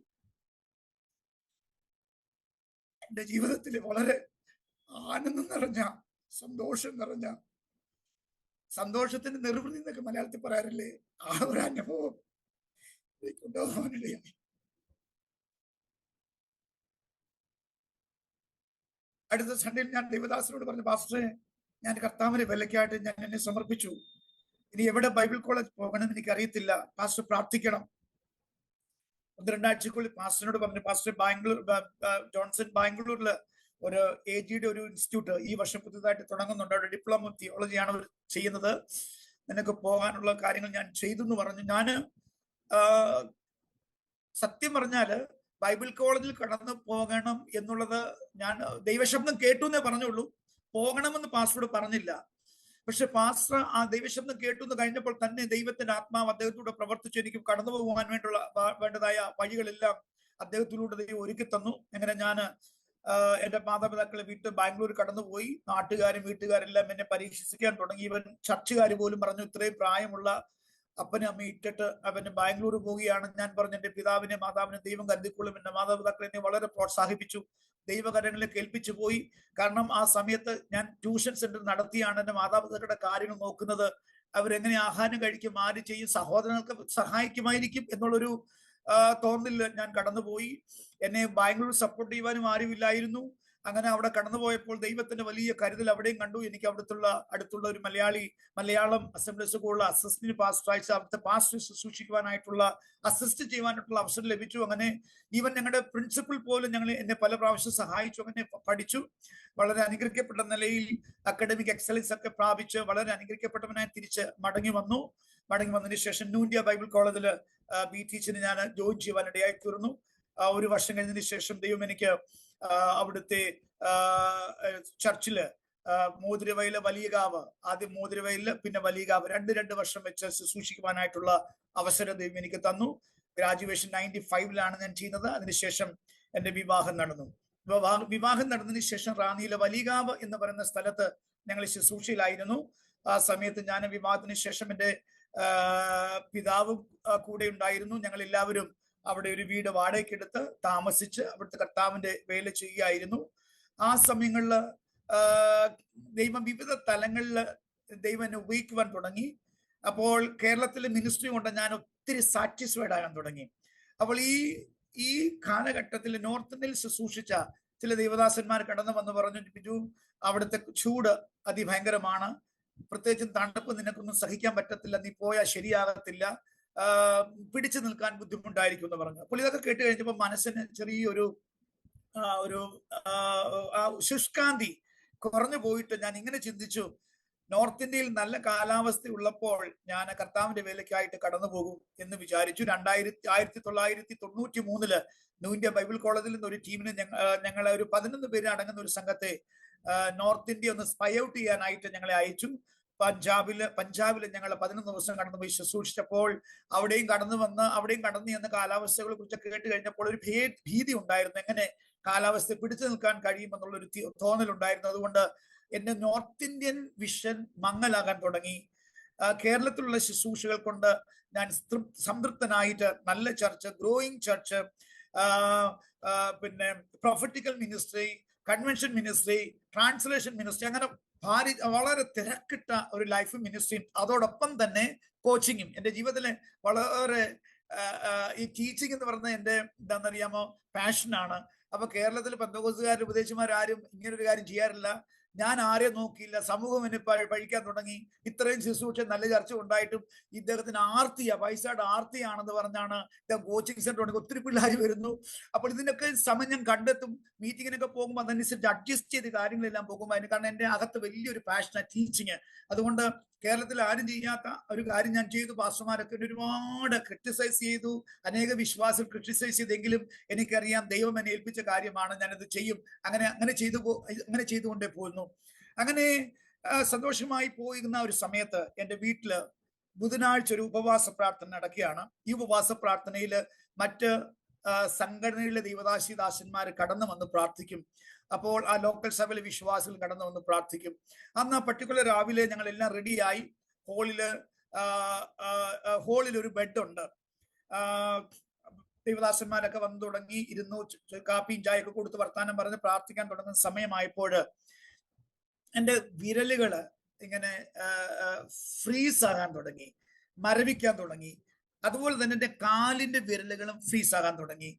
കുറച്ച് കഴിഞ്ഞപ്പോൾ അത് ഫ്രീസ് ആയിട്ട് മുകളിലോട്ട് കയറി വരികയാണ്. വേദന കൂടുന്നു, വളരെ കഷ്ടത്തിലാകുന്നു, വളരെ വേദന വർദ്ധിക്കുന്നു. അന്നത്തേക്ക് ആളുകൾ വരാൻ തുടങ്ങി.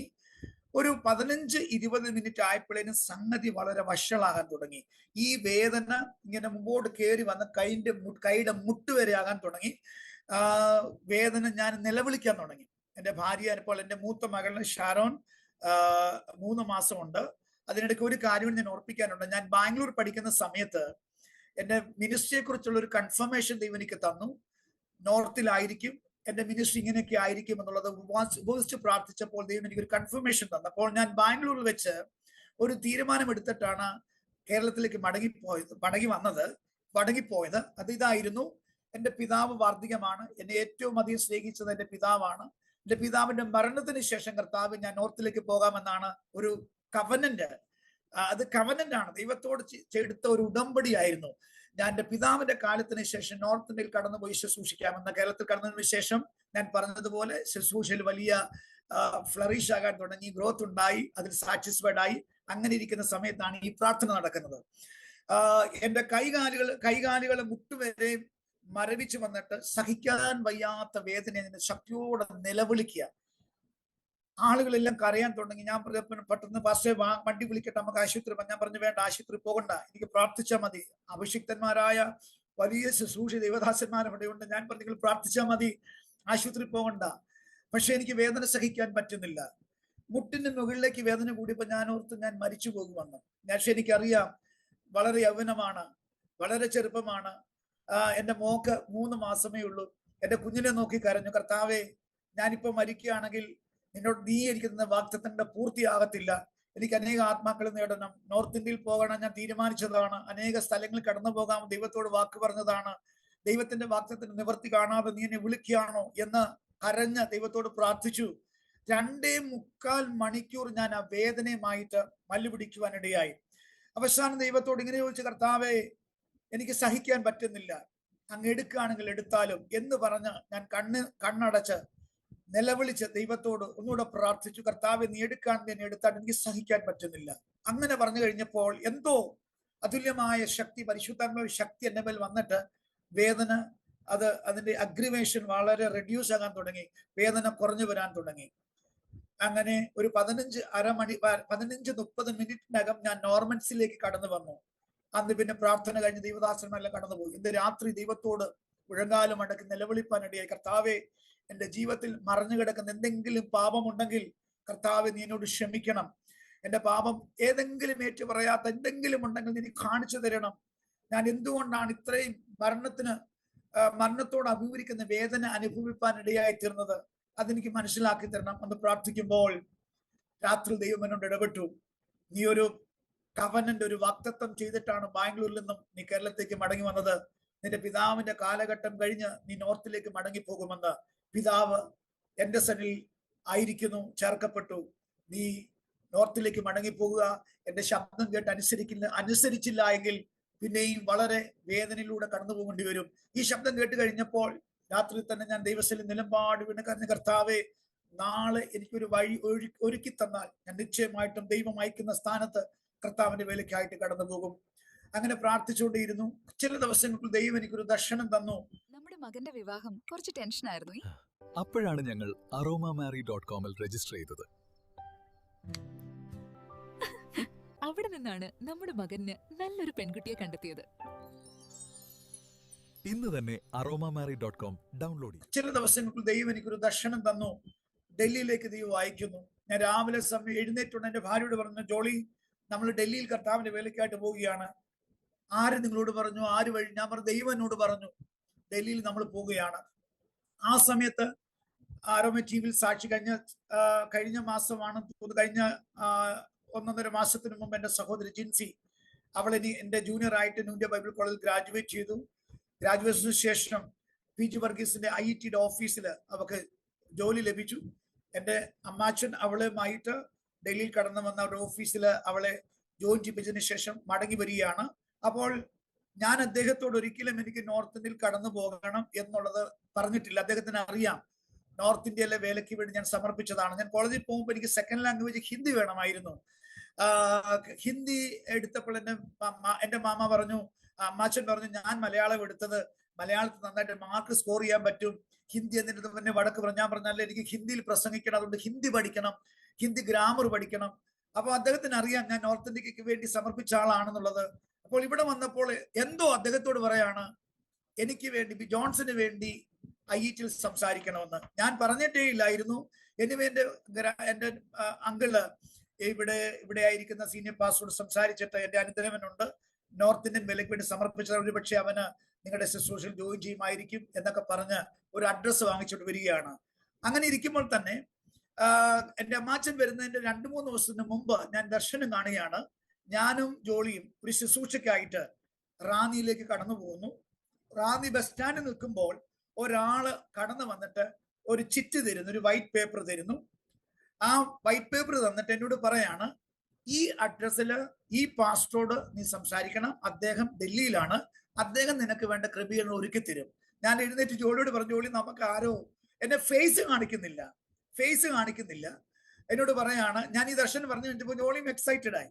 അങ്ങനെ ഞങ്ങൾ റാന്നിയിൽ ഒരു ദിവസം ശുശ്രൂഷയ്ക്കായിട്ട് കടന്നു പോകുമ്പോൾ ബസ് സ്റ്റാൻഡിൽ നിൽക്കുമ്പോൾ എൻ്റെ അങ്കിൾ ഡൽഹിയിൽ നിന്ന് തിരിച്ചു വരുന്ന വഴിയാണ്. അദ്ദേഹത്തിന്റെ ഡയറിക്കകത്ത് ഇവിടെ ആയിരിക്കുന്ന പാസ്റ്റർ NB ഫിലിപ്പിന്റെ അഡ്രസ്സ് എഴുതി വെച്ചിട്ടുണ്ട്. എന്നോട് പറയാണ്, മോനെ, ഞാൻ നിനക്ക് വേണ്ടി ഈ പാസ്റ്ററോട് സംസാരിച്ചിട്ടുണ്ട്, നീ ഡൽഹിയിൽ പോയി കടന്ന് കർത്താവിന് വേല ചെയ്യുന്നു, എനിക്കൊരു ആത്മാവിന് നടത്തിപ്പ് കിട്ടി, ഞാൻ അങ്ങനെ സംസാരിച്ചിട്ട് പറഞ്ഞു. ഞാൻ പറഞ്ഞു, അച്ചാച്ച, ഞാൻ ദൈവശബ്ദം കേട്ട് കഴിഞ്ഞ ദിവസം ദൈവനോട് ഇടപെട്ടു, ഡൽഹിക്ക് കടന്നു പോയി ദൈവം സംസാരിച്ചു, ഞാൻ അതിനുവേണ്ടി കാത്തിരിക്കുകയായിരുന്നു എന്ന് പറഞ്ഞപ്പോൾ എൻ്റെ അങ്കിളും ഭയങ്കര സന്തോഷമായി. അങ്ങനെ അഡ്രസ്സ് എനിക്ക് തരികയും അഡ്രസ്സ് പ്രകാരം ഞാൻ സംസാരിച്ച് ഡൽഹിയിൽ കടന്നു വരുവാനിടയായി. ഞാൻ ഡൽഹിയിൽ കടന്നു വരുന്ന സമയത്ത് എന്നോട് പറഞ്ഞു, അപ്പോൾ എൻ്റെ മോക്ക് 3 മാസം കഴിഞ്ഞു, നിങ്ങൾ ഫാമിലിയായിട്ട് ഇപ്പോൾ വരരുത്, ക്രോസ് കൾച്ചറൽ ഇവാഞ്ചലിസം കോഴ്സ് ഉണ്ട്, ട്രെയിനിങ് ഉണ്ട്, അത് കഴിഞ്ഞതിന് ശേഷമേ കുടുംബത്തെ കൊണ്ടുവരാൻ പറ്റുള്ളൂ എന്ന് പറഞ്ഞു. അപ്പോൾ ഞാൻ ആദ്യമായിട്ട് അടുത്ത 3 മാസത്തെ ട്രെയിനിങ്ങിന് വേണ്ടി ഏകനായിട്ട് തനിയാണ് ഡൽഹിക്ക് കടന്നു വരുന്നത്. ഡൽഹി കടന്നു വന്ന് ട്രെയിനിങ് നടക്കുന്നു. ആ ഗ്രൂപ്പില് പാസ്റ്ററായിട്ടുള്ളത് ഞാൻ മാത്രമായിരുന്നു. മറ്റവരൊക്കെയും ബൈബിൾ കോളേജിൽ പഠിച്ചു കഴിഞ്ഞ് ജസ്റ്റ് വന്നവരാണ്. അപ്പോൾ പാസ്റ്റർ എന്ന നിലയിലുള്ള ഒരു ബഹുമാനവും റെസ്പെക്റ്റും ശുശ്രൂഷയ്ക്കുള്ള അവസരങ്ങളൊക്കെ എനിക്ക് ലഭിച്ചു. ഞാൻ സന്തോഷമായിട്ട് പോവുകയാണ്. അങ്ങനെ ഇരിക്കുമ്പോൾ എനിക്ക് എൻ്റെ ശരീരത്തിന് വളരെ അസ്വസ്ഥതകൾ ഞാൻ അനുഭവിച്ചു. എൻ്റെ ശരീരം ബലഹീനമാകാൻ തുടങ്ങി. വളരെ എനിക്ക് ആഹാരം കഴിക്കാൻ പറ്റുന്നില്ല. പനിയായിട്ടാണ് തുടങ്ങിയത്. മരുന്നുകൾ കഴിക്കുന്നു, ചെറിയ ചെറിയ ക്ലിനിക്ക് എന്നെ കൊണ്ടുപോയി മരുന്ന് കഴിക്കുന്നതൊന്നും കുറവില്ല. അവസാനം വളരെ സീരിയസ് ആയി. എനിക്ക് നിൽക്കാനോ നടക്കാനോ കഴിയത്തില്ല, മരുന്ന് കഴിച്ചിട്ട് കുറയുന്നില്ല. അങ്ങനെ വന്ന് ഓൾ ഇന്ത്യ മെഡിക്കൽ കോളേജിൽ എന്നെ കൊണ്ടുപോയി. ആ സമയത്ത് അവിടെ ബെഡൊന്നും ഇല്ലാത്തതുകൊണ്ട് എന്നെ അഡ്മിറ്റ് ചെയ്തില്ല. അവർ പറഞ്ഞു, മരുന്ന് എന്നിട്ട് പറഞ്ഞു വീട്ടിൽ വിശ്രമിക്കുക, ഇനി അതിലും കൂടുതലാണെങ്കിൽ നിങ്ങൾ കൊണ്ടുവരാൻ പറഞ്ഞു. പക്ഷേ വീട്ടിൽ കടന്നു വന്ന് എനിക്ക് അസുഖം കൂടി. അടുത്തൊരു ഹോസ്പിറ്റലിൽ എന്നെ കൊണ്ട് ഒറ്റ രാത്രിയിൽ 15 ട്രിപ്പ് ഒറ്റ സ്ട്രെച്ചിൽ 15 ട്രിപ്പ് തന്ന് അന്നേരമാണ് എനിക്കൊരു വ്യത്യാസം ഉണ്ടാകുന്നത്. അത് കഴിഞ്ഞ് എല്ലാവരുടെയും പ്രാർത്ഥനയുടെ ഫലമായിട്ട് ഞാൻ ട്രെയിനിങ് സെന്ററിൽ വന്നു. ട്രെയിനിങ് സെന്റർ മുകളിലാണ് ചർച്ചിന്റെ ആരാധന നടക്കുന്നത്. അപ്പോൾ ഒരു ഇതുപോലത്തെ സെക്കൻഡ് സാറ്റർഡേ ഫാസ്റ്റിംഗ് പ്രേയർ നടക്കുകയാണ്. അപ്പോൾ ഞാനിങ്ങനെ ഏകനായിട്ടാണ് ട്രെയിനിങ്ങിൽ, എല്ലാവരും മേളിൽ പോകും, പ്രാർത്ഥനയ്ക്ക് മേളിൽ പോകും. ഞാൻ വയ്യാതെ വയ്യാതെ ഞങ്ങളുടെ ഹോസ്റ്റലിൽ താമസിക്കുമ്പോൾ മേളിൽ നടക്കുന്ന പ്രാർത്ഥന കേൾക്കാം. എനിക്ക് വേണ്ടി ശക്തമായിട്ട് പ്രാർത്ഥിക്കുന്ന ഒരു അനുഭവം ഉണ്ടായി. ആ പ്രാർത്ഥന കഴിഞ്ഞ ഉടനെ ഒരു അപ്പച്ചൻ എന്നെ കാണാനായിട്ട് വന്നു. അപ്പച്ചൻ വരുമ്പോൾ ഞാൻ ചാടി എണീറ്റ് അന്യഭാഷ പറഞ്ഞ എഴുന്നേൽക്കുന്നത്. മേളിൽ ശക്തമായ പ്രാർത്ഥന നടക്കുകയാണ്. ആ പ്രാർത്ഥന തീരുന്നതിന് മുമ്പ് തന്നെ എന്റെ മേൽ ദൈവശക്തി വെളിപ്പെട്ടു. ഞാൻ എഴുന്നേറ്റ് തുള്ളി ചാടി ദൈവത്തെ മഹത്വപ്പെടുത്തി എന്റെ ശരീരത്തിൽ വിടുതൽ ആരംഭിക്കാൻ തുടങ്ങി. അത് കഴിഞ്ഞ് എന്റെ ഓർഗനൈസേഷൻ പറഞ്ഞ്, പാസ്റ്റർ ജോൺസൺ അല്പം ആശ്വാസം ഉണ്ടല്ലോ, നാട്ടിൽ കടന്നു പോയാലും പാസ്റ്റർക്ക് ഇവിടെ പിടിച്ചു നിൽക്കാൻ പറ്റത്തില്ല, ശക്തമായ ചൂട്, ജൂണിലെ ചൂട് അതിശക്തമാണ്, പാസ്റ്ററെ കൊണ്ട് താങ്ങാൻ പറ്റത്തില്ല, പാസ്റ്റർ നാട്ടിലേക്ക് കടന്നു പോകാൻ പറഞ്ഞു. ഞാൻ ഈ സീരിയസിലായിരിക്കുന്ന സമയത്ത് വളരെ സീരിയസ് കണ്ടീഷനായിരിക്കുന്ന സമയത്ത് നാട്ടിൽ ഇവരെങ്ങനെയോ വിവരം അറിയിച്ചു. എന്റെ ഭാര്യയും വീട്ടുകാരൻ വളരെ ദുഃഖത്തിലായിരുന്നു, അമ്മച്ചിയൊക്കെ വളരെ ദുഃഖത്തിലായിരുന്നു. എന്ത് ചെയ്യണമെന്നറിയാതെ അവർ ഭാരപ്പെട്ടു. അങ്ങനെ ഇരിക്കുമ്പോൾ നാട്ടിൽ നിന്ന് ഞാൻ ശുശ്രൂഷിച്ച സഭയിൽ നിന്ന് ഒരു ബ്രദർ ഡൽഹിയിൽ കടന്നു വന്നപ്പോൾ അവര് പറഞ്ഞു, പാസ്റ്റർ ജോൺസനെ നാട്ടിൽ എത്തിക്കാമോ, അദ്ദേഹത്തിന്റെ കാലാവസ്ഥ പിടിക്കുന്നില്ല, ഇവിടെ നിൽക്കാൻ കഴിയുന്നില്ല. അപ്പോൾ അവരെന്നെ വിടാനായിട്ട് തയ്യാറായി. എനിവേ അങ്ങനെ പ്രാർത്ഥിച്ചുകൊണ്ടിരിക്കുമ്പോൾ ദൈവത്തിന്റെ ആത്മാവ് എന്നെ ധൈര്യപ്പെടുത്തുവാൻ തുടങ്ങി. ഞാൻ പണ്ട് ഭയപ്പെട്ടതാണ് കാലാവസ്ഥയോർത്ത്, അതിലൂടെ ഇപ്പൊ ഞാൻ കടന്നു പോവുകയാണ്. ഞാൻ പ്രാർത്ഥിച്ചു കഴിഞ്ഞപ്പോൾ ദൈവം എന്നെ ധൈര്യപ്പെടുത്തി. ഞാൻ തീരുമാനമെടുത്തു, കർത്താവെ, ജീവിക്കുന്നത് നോർത്തില്, അങ്ങ് വരുന്നത് നോർത്തിൽ വെച്ചാണെങ്കിൽ ഇവിടുന്ന് എടുക്കപ്പെടണം, അല്ല എന്റെ മരണമെങ്കിൽ എനിക്ക് നോർത്ത് ഇന്ത്യയിൽ ആയിരിക്കണം. എന്ത് വന്നാലും കർത്താവിന് വേണ്ടി ഞാൻ നിൽക്കും, എന്റെ കുടുംബത്തെ കൊണ്ടുവരും. ഞാൻ ഡിസൈഡ് ചെയ്തു. ജോലിയോട് വിളിച്ചു, ജോലി കത്തെഴുതി, ഞാൻ വരികയാണ്, നീയും മോളും റെഡി ആയിരിക്കണം, ക്രമീകരണങ്ങളൊക്കെ ചെയ്യണം എന്ന് പറഞ്ഞ് കത്തെഴുതി. അവരും റെഡിയായി. ഞാൻ ആ സമയത്ത് എനിക്ക് വളരെ സ്ഥൂലിച്ചൊരു ശരീരമാണ്, നീളമുണ്ട്, വണ്ണം ഒട്ടുമില്ല. അച്ഛൻ വന്നു കഴിഞ്ഞപ്പോൾ ഈർക്കിലി പരുവത്തിലായി, വളരെ ക്ഷീണിതനായി. ഞാൻ സഭയിൽ സാക്ഷ്യം പറഞ്ഞു, ഞാൻ നാട്ടിലേക്ക് കടന്നു പോവുകയാണ്, ഞാനും ജോലിയും ഞങ്ങള് എത്ര വേഗം മടങ്ങി വരും എന്ന് പറഞ്ഞു. യോഗം കഴിഞ്ഞപ്പോ എല്ലാവരും വന്ന് ഹാത്ത് ജോടിച്ചിട്ട് എന്നോട് പറയാണ്, കൈകുപ്പി പറഞ്ഞു, പാസ്റ്ററെ, ദയവ് ചെയ്ത് പാസ്റ്റർ കുടുംബമായിട്ട് ഇപ്പോൾ വരരുത്, വല്ലപ്പോഴൊക്കെ വരിക, കാലാവസ്ഥ നല്ലതാകുമ്പോൾ പാസ്റ്റർ ഇവിടെ കടന്നു ശുശ്രൂഷിക്കും. ഞാൻ പറഞ്ഞു, എന്റെ തീരുമാനം ദൈവത്തോടാണ്, ഞങ്ങൾ നിശ്ചയമായി മടങ്ങി വരും. കുറെ പേര് പറഞ്ഞ്, പാസ്റ്റർ വന്നു കഴിയുമ്പോൾ ഞങ്ങൾ പറയാം പാസ്റ്റർ വന്നെന്ന്. അങ്ങനെ ഒരു നിരുത്സാഹമാണ് എല്ലാവരും ലഭിച്ചത്. ഞാൻ മടങ്ങി വന്നു കഴിഞ്ഞ് നാട്ടിൽ വന്നു കഴിഞ്ഞ് തിരിച്ചു പോകാനുള്ള ക്രമീകരണമെല്ലാം ഒരുക്കി. പക്ഷേ വണ്ടിക്കൂലിക്ക് ടിക്കറ്റ് ബുക്ക് ചെയ്ത്, പക്ഷേ പൈസയൊന്നുമില്ല. ഒരു കുഞ്ഞുണ്ട്. എന്റെ ഭാര്യ എന്നോട് പറഞ്ഞു, 5 പൈസ, നാളെ ഞങ്ങൾക്ക് പോകണം, 5 പൈസ കയ്യിൽ, ഒരു കുഞ്ഞുമായിട്ട് പോകണം, 3 ദിവസത്തെ യാത്രയാണ്, എന്തോ ചെയ്യും? ഭയങ്കര കരച്ചില്. ഞാൻ എൻ്റെ ഭാര്യയോട് പറഞ്ഞു, നീ വന്നാലും വന്നില്ലെങ്കിലും നാളെ കേരള എക്സ്പ്രസ് ഞാൻ ഡൽഹി കടന്നു പോകും, നീ പ്രാർത്ഥിക്കുക, ദൈവീതമെങ്കിൽ കടന്നു വരിക എന്ന് പറഞ്ഞു. പുള്ളിക്കാരി വളരെ കണ്ണീരോടെ പ്രാർത്ഥിച്ചു. എനിവേ അല്പസം പൈസ ഞങ്ങൾക്ക് രാവിലെ ആരോ കൊണ്ടു തന്നു. ഞങ്ങൾ തിരുവല്ല റെയിൽവേ സ്റ്റേഷനിലെത്തി. അപ്പോഴും ഞങ്ങൾക്ക് ഡൽഹി വരെ എത്താനുള്ള, കുഞ്ഞിന് എന്തെങ്കിലും വാങ്ങിച്ചു കൊടുക്കാനുള്ള, ആഹാരം വാങ്ങാനുള്ള, അന്നത്തേക്കുള്ള ആഹാരമുണ്ട്, അടുത്ത ദിവസത്തേക്കുള്ള ആഹാരത്തുള്ള വകയൊന്നുമില്ല. ഞാൻ പറഞ്ഞു, ധൈര്യമായിരിക്കുക, ദൈവം നമ്മെ നടത്തും. തിരുവല്ല റെയിൽവേ സ്റ്റേഷനിലെത്തി. ഉള്ളിന്റെ ഉള്ളിൽ സങ്കടമുണ്ട്. എന്റെ ഭാര്യയ്ക്ക്, കൂടെയുള്ള ആളുകളെല്ലാം കരയാണ്, ഇവര് പൈസ ഇല്ല, പോവുകയാണ്, എല്ലാവർക്കും സങ്കടമാണ്. ഒരു മരണ വീട്ടിലെ ഒരു ദുഃഖത്താൽ നിറഞ്ഞ ഒരു അനുഭവമായിരുന്നു റെയിൽവേ സ്റ്റേഷനിൽ. ട്രെയിനിന്റെ അനൗൺസ്മെന്റ് നടത്തി, ട്രെയിൻ വരാൻ തുടങ്ങി.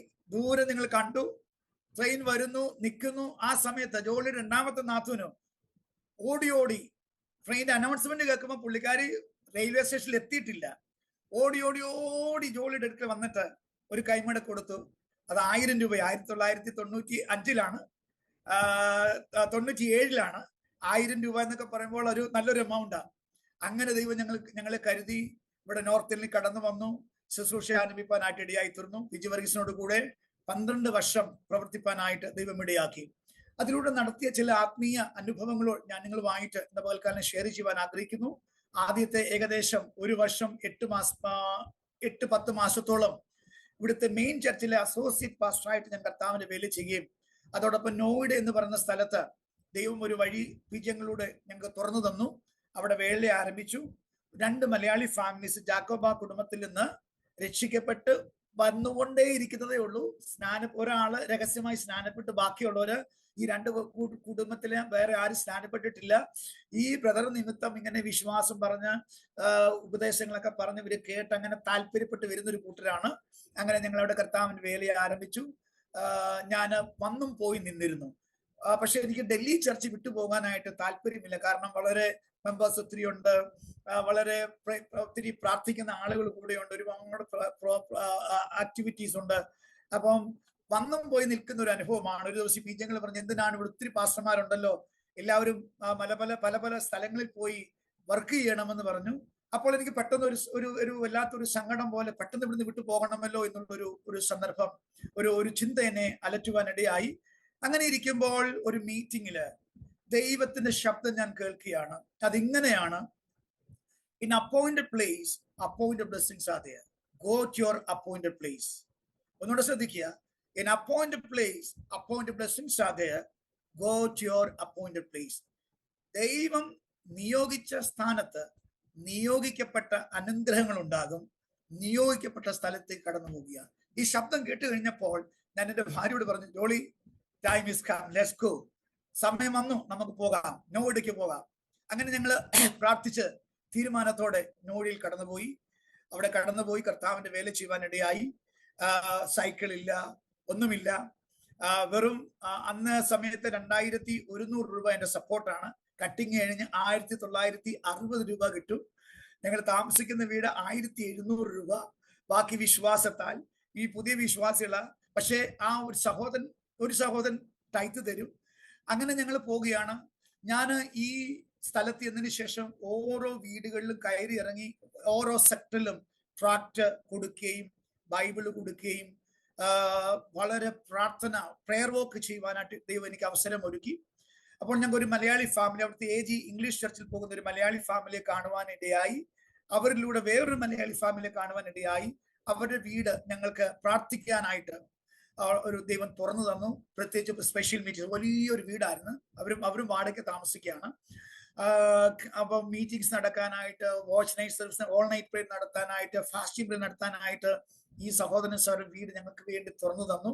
അതിലൂടെ അവിടുത്തെ ഇംഗ്ലീഷ് AG ചർച്ചുമായിട്ടൊരു കണക്ഷൻ എനിക്ക് തന്നു. എന്റെ മിനിസ്ട്രിയെ കുറിച്ച് അവർ മനസ്സിലാക്കി കഴിഞ്ഞപ്പോൾ അവരുടെ മീറ്റിംഗ്സിന് വിളിക്കാൻ തുടങ്ങി, പ്രേയേഴ്സിന് വിളിക്കാൻ തുടങ്ങി. അങ്ങനെ ഞങ്ങൾക്ക് വലിയൊരു അനുഗ്രഹം അവിടുത്തെ ഇംഗ്ലീഷ് AG ചർച്ച് ആയിത്തീർന്നു.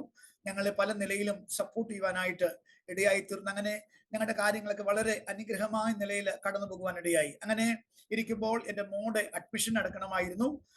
തൊട്ടടുത്തൊരു ബാപ്റ്റിസ്റ്റ് ചർച്ച് ഉണ്ട്, വളരെ നല്ല സ്കൂളാണ്. അവിടെ അഡ്മിഷൻ ലഭിക്കുക അത്ര ഈസിയുമല്ല. കാരണം ഞാൻ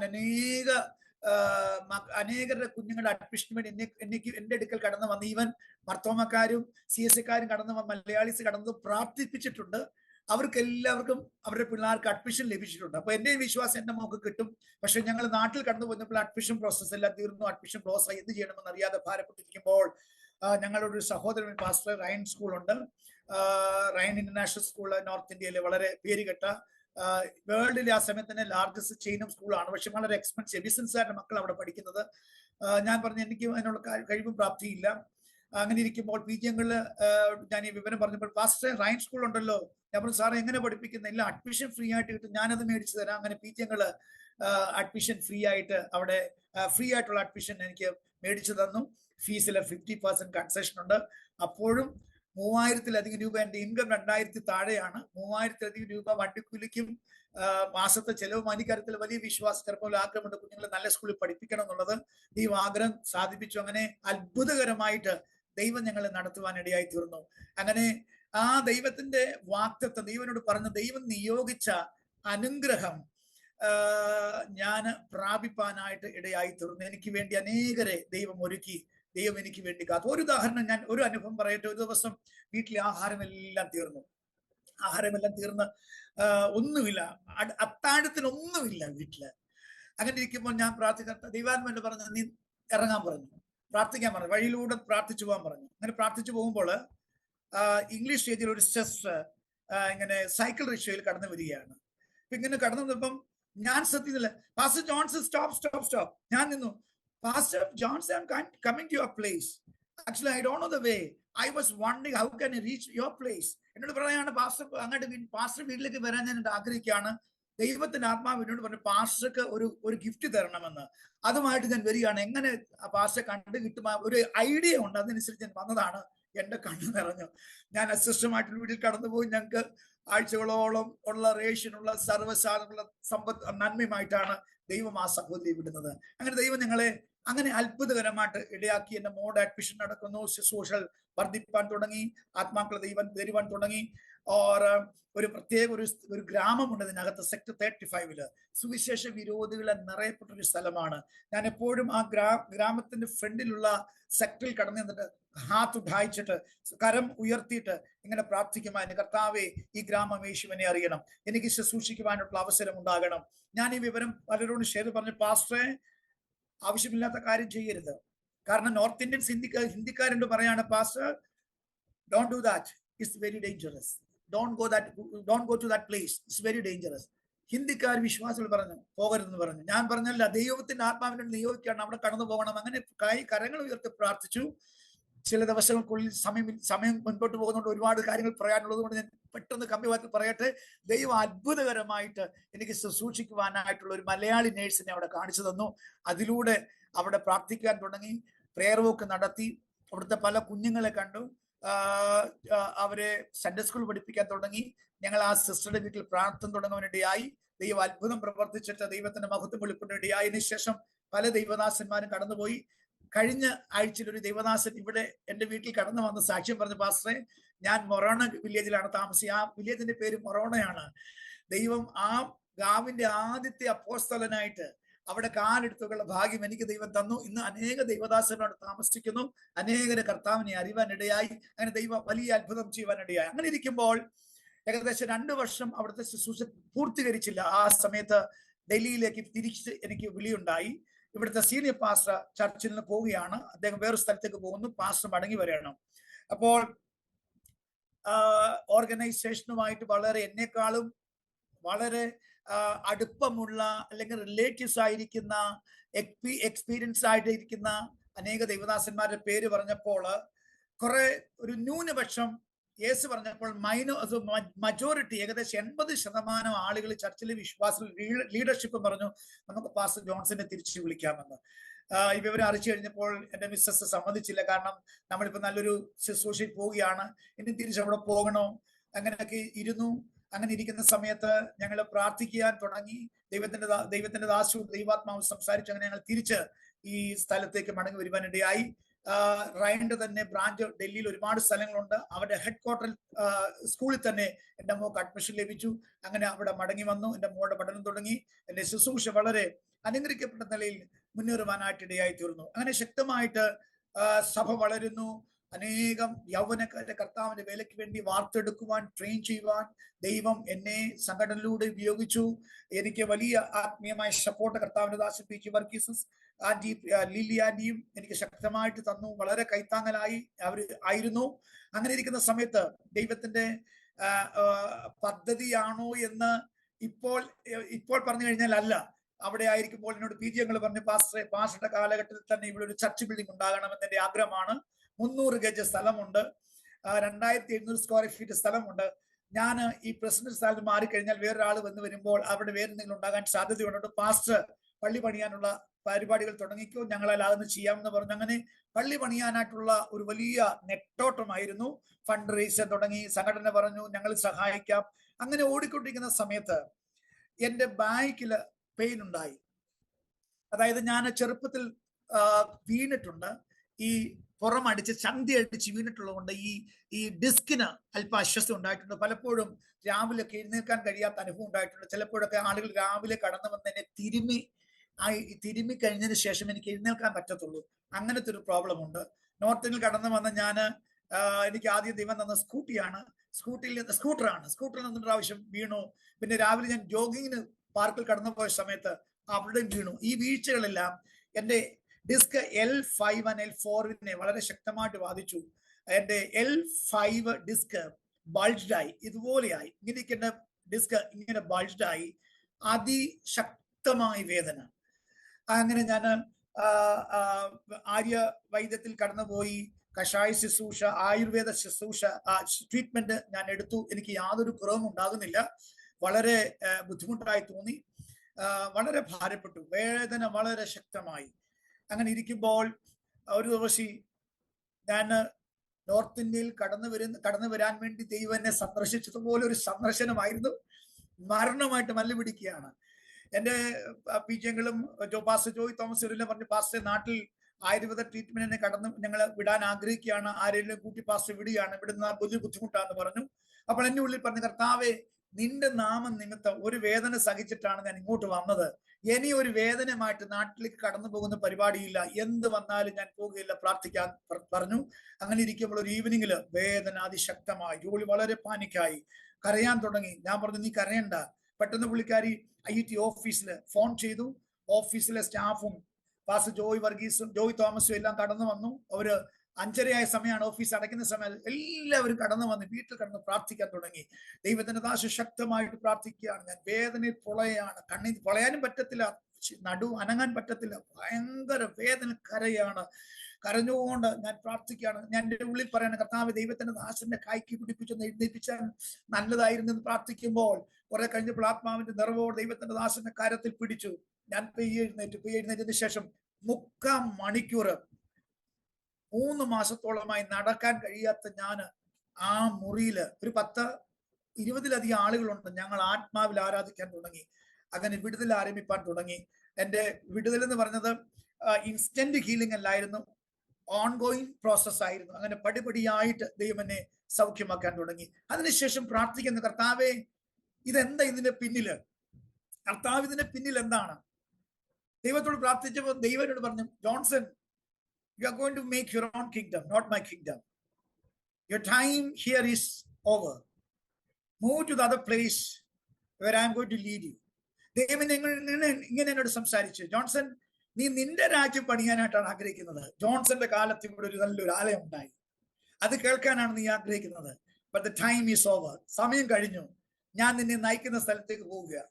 അപ്പോൾ ദൈവത്തിൽ ഏൽപ്പിച്ച, കർത്താവേ, നീ എവിടെ നയിച്ചാലും പോകാം. അങ്ങനെ പ്രാർത്ഥിച്ചു. അങ്ങനെ ഇരിക്കുമ്പോൾ ഞാൻ 29 വർഷത്തിന് മുമ്പ് ഡൽഹിയിൽ കടന്നു വരുമ്പോൾ എന്റെ സീനിയർ പാസ്റ്റർ, ഞാൻ ഇരിക്കുന്ന എന്റെ സ്വന്തം വീട്ടിലാണ്. ഈ സ്ഥലത്തിന്റെ പേര് ബിജ്വാസ് എന്നാണ്. ഇവിടെ ജാഡ് ഡോമിനേറ്റഡ് ഏരിയ ആണ്.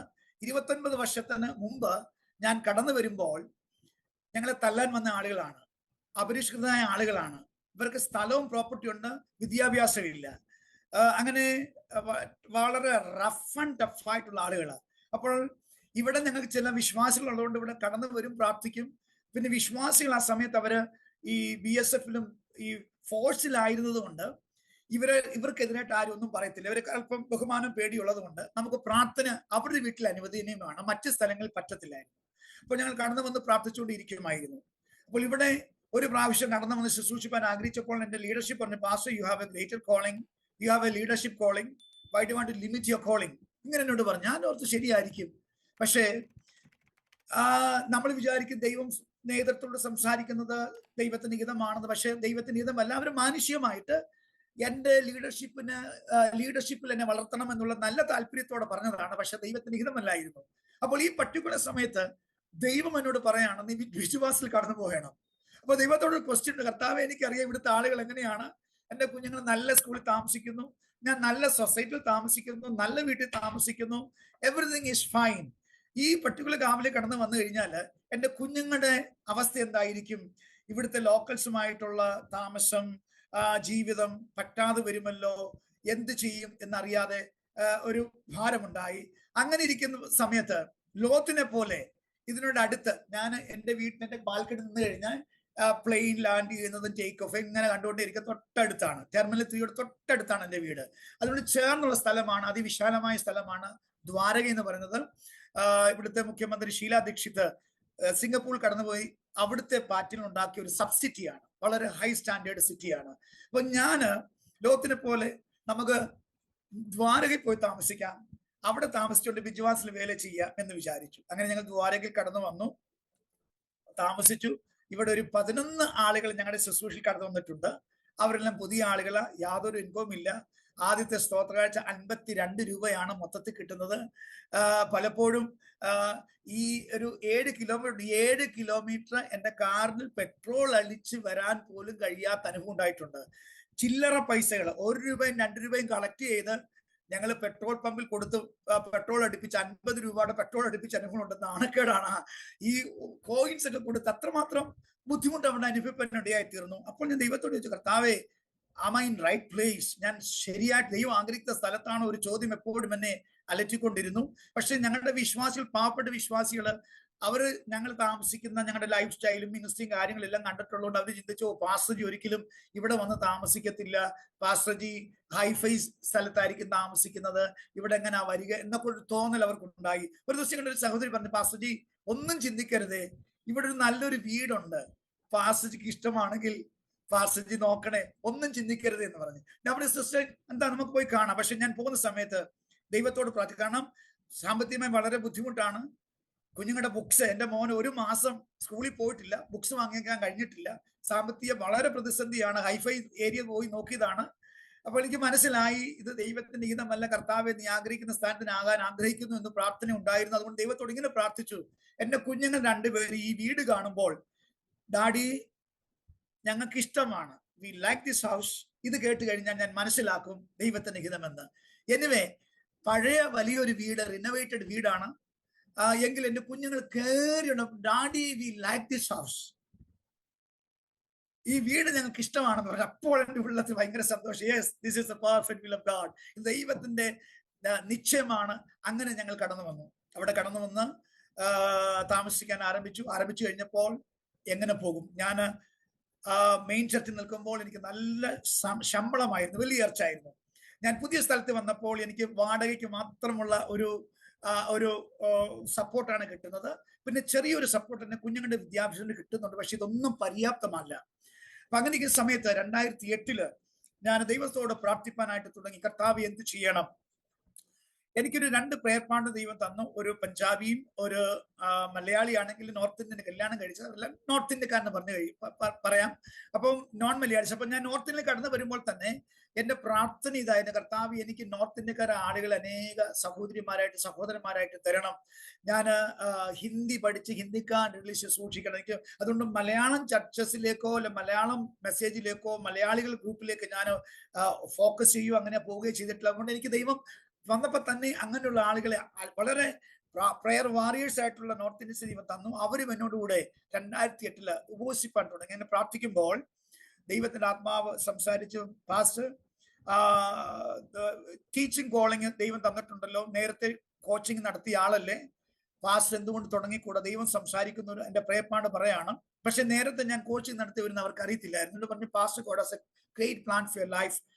God has blessed with the teaching and anointing. God is asked you to start again. ഞാനിത് കേട്ട് കഴിഞ്ഞപ്പോൾ, 2ാമത് കോച്ചിങ് തുടങ്ങാൻ ശബ്ദം കേട്ട് കഴിഞ്ഞപ്പോൾ ഞാൻ വിശ്വാസത്താൽ ഞാനും എൻ്റെ ഭാര്യ കോച്ചിങ് സെന്റർ തുടങ്ങി.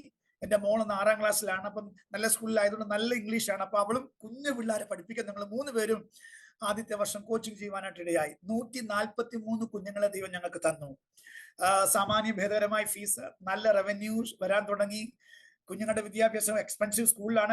2ാമത്തെ എൻ്റെ മകനും അതേ സ്കൂളിലാണ്. കുഞ്ഞുങ്ങളുടെ വിദ്യാഭ്യാസം ടൈം ടു ടൈമിൽ ഫീസ് പോകാൻ തുടങ്ങി. ദൈവം ഞങ്ങളെ അനുഗ്രഹിക്കാൻ തുടങ്ങി. അതിൻ്റെ ഇടയിൽ ഈ 11 വിശ്വാസികളോട് ഞാൻ ഒരു കാര്യം പറഞ്ഞിരുന്നു, ആരെങ്കിലും പ്രാർത്ഥിക്കാനായിട്ട് ആവശ്യപ്പെട്ടാൽ നിങ്ങൾ അവരെ എൻ്റെ അടുക്കൽ കൊണ്ടുവരണം. എന്നോട് പറഞ്ഞു, പാസ്റ്റർജി 1:30 തൊട്ട് പാസ്റ്റർജി 7:30 വരെ 8:30 വരെ പിള്ളേരെ പഠിപ്പിക്കണം, അതിന്റെ ഇടയ്ക്ക് കൊണ്ടുവരും ശരിയില്ല, ഞങ്ങൾ അത് കഴിഞ്ഞു കൊണ്ടുവരും. ഞാൻ പറഞ്ഞു, വേണ്ട, നിങ്ങൾ എപ്പോൾ പ്രാർത്ഥന ആവശ്യപ്പെടുന്നോ അപ്പോൾ കൊണ്ടുവരിക, അത് നിങ്ങൾ ബോധം ചെയ്യേണ്ടെന്ന് പറഞ്ഞു. അങ്ങനെ ഇരിക്കുമ്പോൾ ഇവർ പലപ്പോഴും പ്രാർത്ഥിക്കാനായിട്ട് ആളുകളെ കൊണ്ടുവരും. എൻ്റെ ക്ലാസ്സിന്റെ സമയത്ത്, ഒരു ക്ലാസ് ഓരോ ബാച്ചിൽ ചിലപ്പം 12-15 പിള്ളേർ കാണും, 1.5 മണിക്കൂർ വെച്ച് ക്ലാസ് എടുക്കുന്നത്.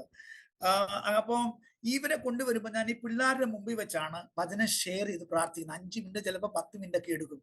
അപ്പോൾ ദൈവത്തിന്റെ അത്ഭുതം ഈ പിള്ളേരുടെ മുമ്പിൽ ദൈവം ചെയ്യാൻ തുടങ്ങി. ഇവർ എന്ന് അവരുടെ പേരൻസിനോട് പറയാൻ തുടങ്ങി. ചിലരൊക്കെ ഓർത്തഡോക്സ് RSS ബാക്ക്ഗ്രൗണ്ട് ഉള്ള പിള്ളേരാണ്. അപ്പം ഇവരുടെ വീട്ടിൽ ചെന്ന് പറഞ്ഞു, ഞങ്ങളുടെ സാറ് ഏതാണ്ട് മാജിക്ക് ചെയ്യും, സാർ ഇങ്ങനെ കണ്ണടച്ച് ഏതാണ്ട് പറഞ്ഞു കഴിയുമ്പോൾ രോഗികളൊക്കെ സൗഖ്യമാകും. അപ്പൊ ഞാൻ ഇവർ എന്നോട് ചോദിച്ചു, സാറേ what is the magic behind it? ഞാൻ പറഞ്ഞത് മാജിക്കല്ല. അപ്പൊ ഞാൻ അവരോട് സുവിശേഷം പറയാൻ തുടങ്ങി. എന്റെ കുഞ്ഞുങ്ങൾ, എന്റെ സ്റ്റുഡൻസ്, പ്രത്യേകിച്ച് senior class 11th 12th ബാച്ചിലെ students ഒക്കെ രക്ഷിക്കപ്പെട്ടു. മധ്യപ്രദേശിൽ നിന്നുള്ള രവി എന്ന് പറഞ്ഞ പൈതലാണ് ആദ്യം രക്ഷിക്കപ്പെട്ട എന്റെ സ്റ്റുഡന്റ് കർത്താവിന്റെ സന്നിധിയിലേക്ക് വരുന്നത്. ഇപ്പോൾ ഞങ്ങളുടെ സഭയിൽ വളരെ ആക്റ്റീവ് മെമ്പറാണ്. അവനോടൊപ്പം ധാരാളം മലയാളീസ് വളരെ ചുരുക്കമാണ്, നോൺ മലയാളീസ് കർത്താവിന്റെ സന്നിധിയിൽ രക്ഷിക്കപ്പെട്ട് കടന്നു വരുവാൻ ഇടയായി. അവരുടെ മാതാപിതാക്കൾ കടന്നു വരുവാൻ ഇടയായി. എന്റെ കോച്ചിങ് സെന്റർ വളരുന്നു. ഞാൻ മുമ്പേ പറഞ്ഞ പോലെ മലയാളികൾ എന്ന് പറയുന്നത് പെട്ടെന്ന് ഒന്നും ഒരു വാക്ക് കേട്ട ഉടനെ ഏറ്റവും അധികം പ്രതികരിക്കുന്ന ഒരു ജാതി ഉണ്ടെങ്കിൽ അത് മലയാളീസാണ്. അപ്പൊ ഞാനിവിടെ കോച്ചിങ് തുറന്നു കഴിഞ്ഞപ്പോൾ ഇതുപോലെ മലയാളി പാസ്റ്റർമാർ എല്ലാവരും ക്രിട്ടിസൈസ് ചെയ്യുന്നുണ്ട്. പാസ്റ്റർ ഭയങ്കര ലാലച്ചാണ്, പണത്തോടുള്ള ആർത്തിയാണ് അദ്ദേഹത്തിന്. പിന്നെ സുവിശേഷ വേല ചെയ്യാനായിട്ട് ദൈവം വിളിച്ച പുള്ളി ഇപ്പൊ പിള്ളേരുമായിട്ട് പഠിപ്പിക്കാൻ നടക്കുകയാണെന്ന് പറഞ്ഞു. അപ്പൊ ദൈവം എനിക്ക് ഓരോ അവസരവും കർത്താവിന്റെ വിലയ്ക്ക് വേണ്ടി ഞാൻ ഉപയോഗിച്ചു. കുഞ്ഞുങ്ങളോട് സുവിശേഷം പറഞ്ഞു. അനേക കുഞ്ഞുങ്ങൾ കടന്നു വന്നു, രക്ഷിക്കപ്പെട്ടു, മാതാപിതാക്കൾ രക്ഷിക്കപ്പെട്ടു, അവർ സ്നാനപ്പെട്ടു, അഭിഷേകം പ്രാപിച്ചു, കൃപാവരങ്ങൾ പ്രാപിച്ചു. കോളേജിലും മറ്റ് യൂണിവേഴ്സിറ്റിയിലെ കർത്താവിന് വേണ്ടി ശക്തരായിട്ട് നിൽക്കുന്നു. കുറച്ച് കഴിഞ്ഞപ്പോൾ കർത്താവിന്റെ ഫുൾ ടൈം വേലയ്ക്ക് വേണ്ടി ഡെഡിക്കേറ്റഡ് ആയി കർത്താവിന്റെ വേലയ്ക്ക് പോയി. ഇന്ന് എനിക്ക് ദൈവം തന്ന അനേക കുഞ്ഞുങ്ങളുണ്ട്. അത് കഴിഞ്ഞ് പാസ്റ്റർമാരെല്ലാം കടന്നു വന്നിട്ടുണ്ട്. പാസ്റ്ററേ, ഞങ്ങളെ കൂടെ ഒന്ന് പഠിപ്പിക്ക്, ഞങ്ങളോടൊന്ന് തുടങ്ങട്ടെ. ഞാൻ പറഞ്ഞു, ദൈവം പറഞ്ഞാൽ നിങ്ങൾ ചെയ്യുക, സക്സസ് ആയി തീരും. ആരെങ്കിലും ചെയ്ത് കണ്ടു കഴിഞ്ഞാൽ സക്സസ് ആകത്തില്ല. ദൈവം പറഞ്ഞ് നിങ്ങൾ എന്ത് ചെയ്താലും സക്സസ് ആയി. അങ്ങനെ ഞങ്ങളുടെ മിനിസ്ട്രിയെ ദൈവം ധാരാളമായിട്ട് അനുഗ്രഹിപ്പാനിടയായി. അനേകരെ കർത്താവിന്റെ വേലയ്ക്ക് വേണ്ടി ആ കോച്ചിങ് സെന്ററിലൂടെ വളർത്തിയെടുക്കാനായിട്ട് ഇടയായി തീർന്നു. ആ സമയത്ത് ഞാൻ IIT വിട്ട സമയത്ത് ഇങ്ങനെ പ്രാർത്ഥിക്കുന്ന സമയത്ത് എൻ്റെ ഒരു പ്രെയർ പാർട്ണർ, എനിക്ക് ഈ ദൂത് പറഞ്ഞ പ്രെയർ പാർട്ണർ വീട്ടില് അമേരിക്കയിൽ 2 ഗസ്റ്റ് വന്നു. വളരെ പ്രാർത്ഥനാ വീരരായിട്ടുള്ള ഒരു കപ്പിളാണ്, എൽഡർലി കപ്പിളാണ്. ഇവിടെ പറഞ്ഞു, pastor, I want to send somebody to your place and if you have 10-15 people it is okay. ഞാൻ പറഞ്ഞു, സിസ്റ്റർ പ്ലീസ് സെൻഡ്. ഞാൻ പറഞ്ഞു, ഞാൻ 10-15 പേരെ കാണും, പ്രാർത്ഥിക്കാമെന്ന് പറഞ്ഞു. അവർ കടന്നു പ്രാർത്ഥിച്ചപ്പോൾ എന്നോട് ഇങ്ങനെ ദൈവത്തിന്റെ ആൾ പറഞ്ഞു, ദൈവത്തിന്റെ ആത്മാവ് ദൈവദാസനോട് ഇങ്ങനെ സംസാരിക്കുന്നിടയായി, നീ വഴികൾ തുറക്കപ്പെടാൻ കാത്തിരിക്കുകയാണ്. എല്ലാ കാര്യങ്ങളും ക്രമീകരിക്കപ്പെട്ടിട്ട് നിന്റെ മുമ്പിൽ ദൃശ്യമായതിനു ശേഷം നീ മുമ്പോട്ട് വെക്കാനായിട്ട് തീരുമാനമായിരിക്കുകയാണ്. പക്ഷേ എന്റെ പദ്ധതി അതല്ല. നിന്റെ കണ്ണിന്റെ മുമ്പിൽ നീ ഒന്നും കാണത്തില്ല. സ്റ്റെപ്പ് എടുത്ത് വെച്ച് കഴിയുമ്പോഴാണ് ദൃശ്യമാകുന്നത്. You may not see anything. When you step into it, you will see. ഇതാണ് ദൈവം എന്നോട് പറഞ്ഞത്. അങ്ങനെ പ്രാർത്ഥിച്ച് ഞാൻ ദൈവസ്ഥനെ ഉപസിക്കാൻ തുടങ്ങി. അങ്ങനെ പ്രാർത്ഥിച്ച് അപ്പോസ്റ്റൽ ഗ്രേസ് മിനിസ്ട്രീസ് എന്ന പേരിൽ ഒരു ട്രസ്റ്റ് ഞാൻ ഫോം ചെയ്തു. ആ ട്രസ്റ്റ് ഞാൻ ചെയ്യുന്ന കോച്ചിങ് സെന്റർ, ക്രിസ്റ്റോസ് കോച്ചിങ് സെന്റർ, അതിന്റെ അണ്ടിൽ രജിസ്റ്റർ ചെയ്തു. അങ്ങനെ പ്രാർത്ഥിച്ച് കൊണ്ടിരിക്കുന്ന സമയത്ത് ദൈവത്തിന്റെ ആത്മാവ് പറഞ്ഞ് ട്രെയിനിങ് തുടങ്ങാനായിട്ട്. അങ്ങനെ ബീഹാറിൽ കർത്താവിന്റെ വേല ചെയ്യാനായിട്ട് ദൈവം ഒരു അവസരം ഒരുക്കി. ആദ്യത്തെ ട്രെയിനിങ് പ്രോഗ്രാം കോച്ചിങ് സെന്ററിനോട് അടുത്തുള്ള സ്ഥലത്ത് ഒരു വീട് വാടകയ്ക്കെടുത്ത് ബീഹാറിൽ നിന്ന് 11 വേലക്കാരെ, ചെറുപ്പക്കാരായിട്ടുള്ള ആളുകളെ വിളിച്ച് ട്രെയിൻ ചെയ്ത് അവരെ പറഞ്ഞയക്കി. അവിടെ ഞങ്ങൾ വേല ആരംഭിക്കാനായിട്ട് ദൈവം ഇടയാക്കി. അങ്ങനെ കോച്ചിങ് സെന്ററിൽ അപ്പോൾ ഞാൻ കോച്ചിങ് സെന്റർ തുടങ്ങുന്ന സമയത്ത് എനിക്ക് സപ്പോർട്ടൊന്നുമില്ല.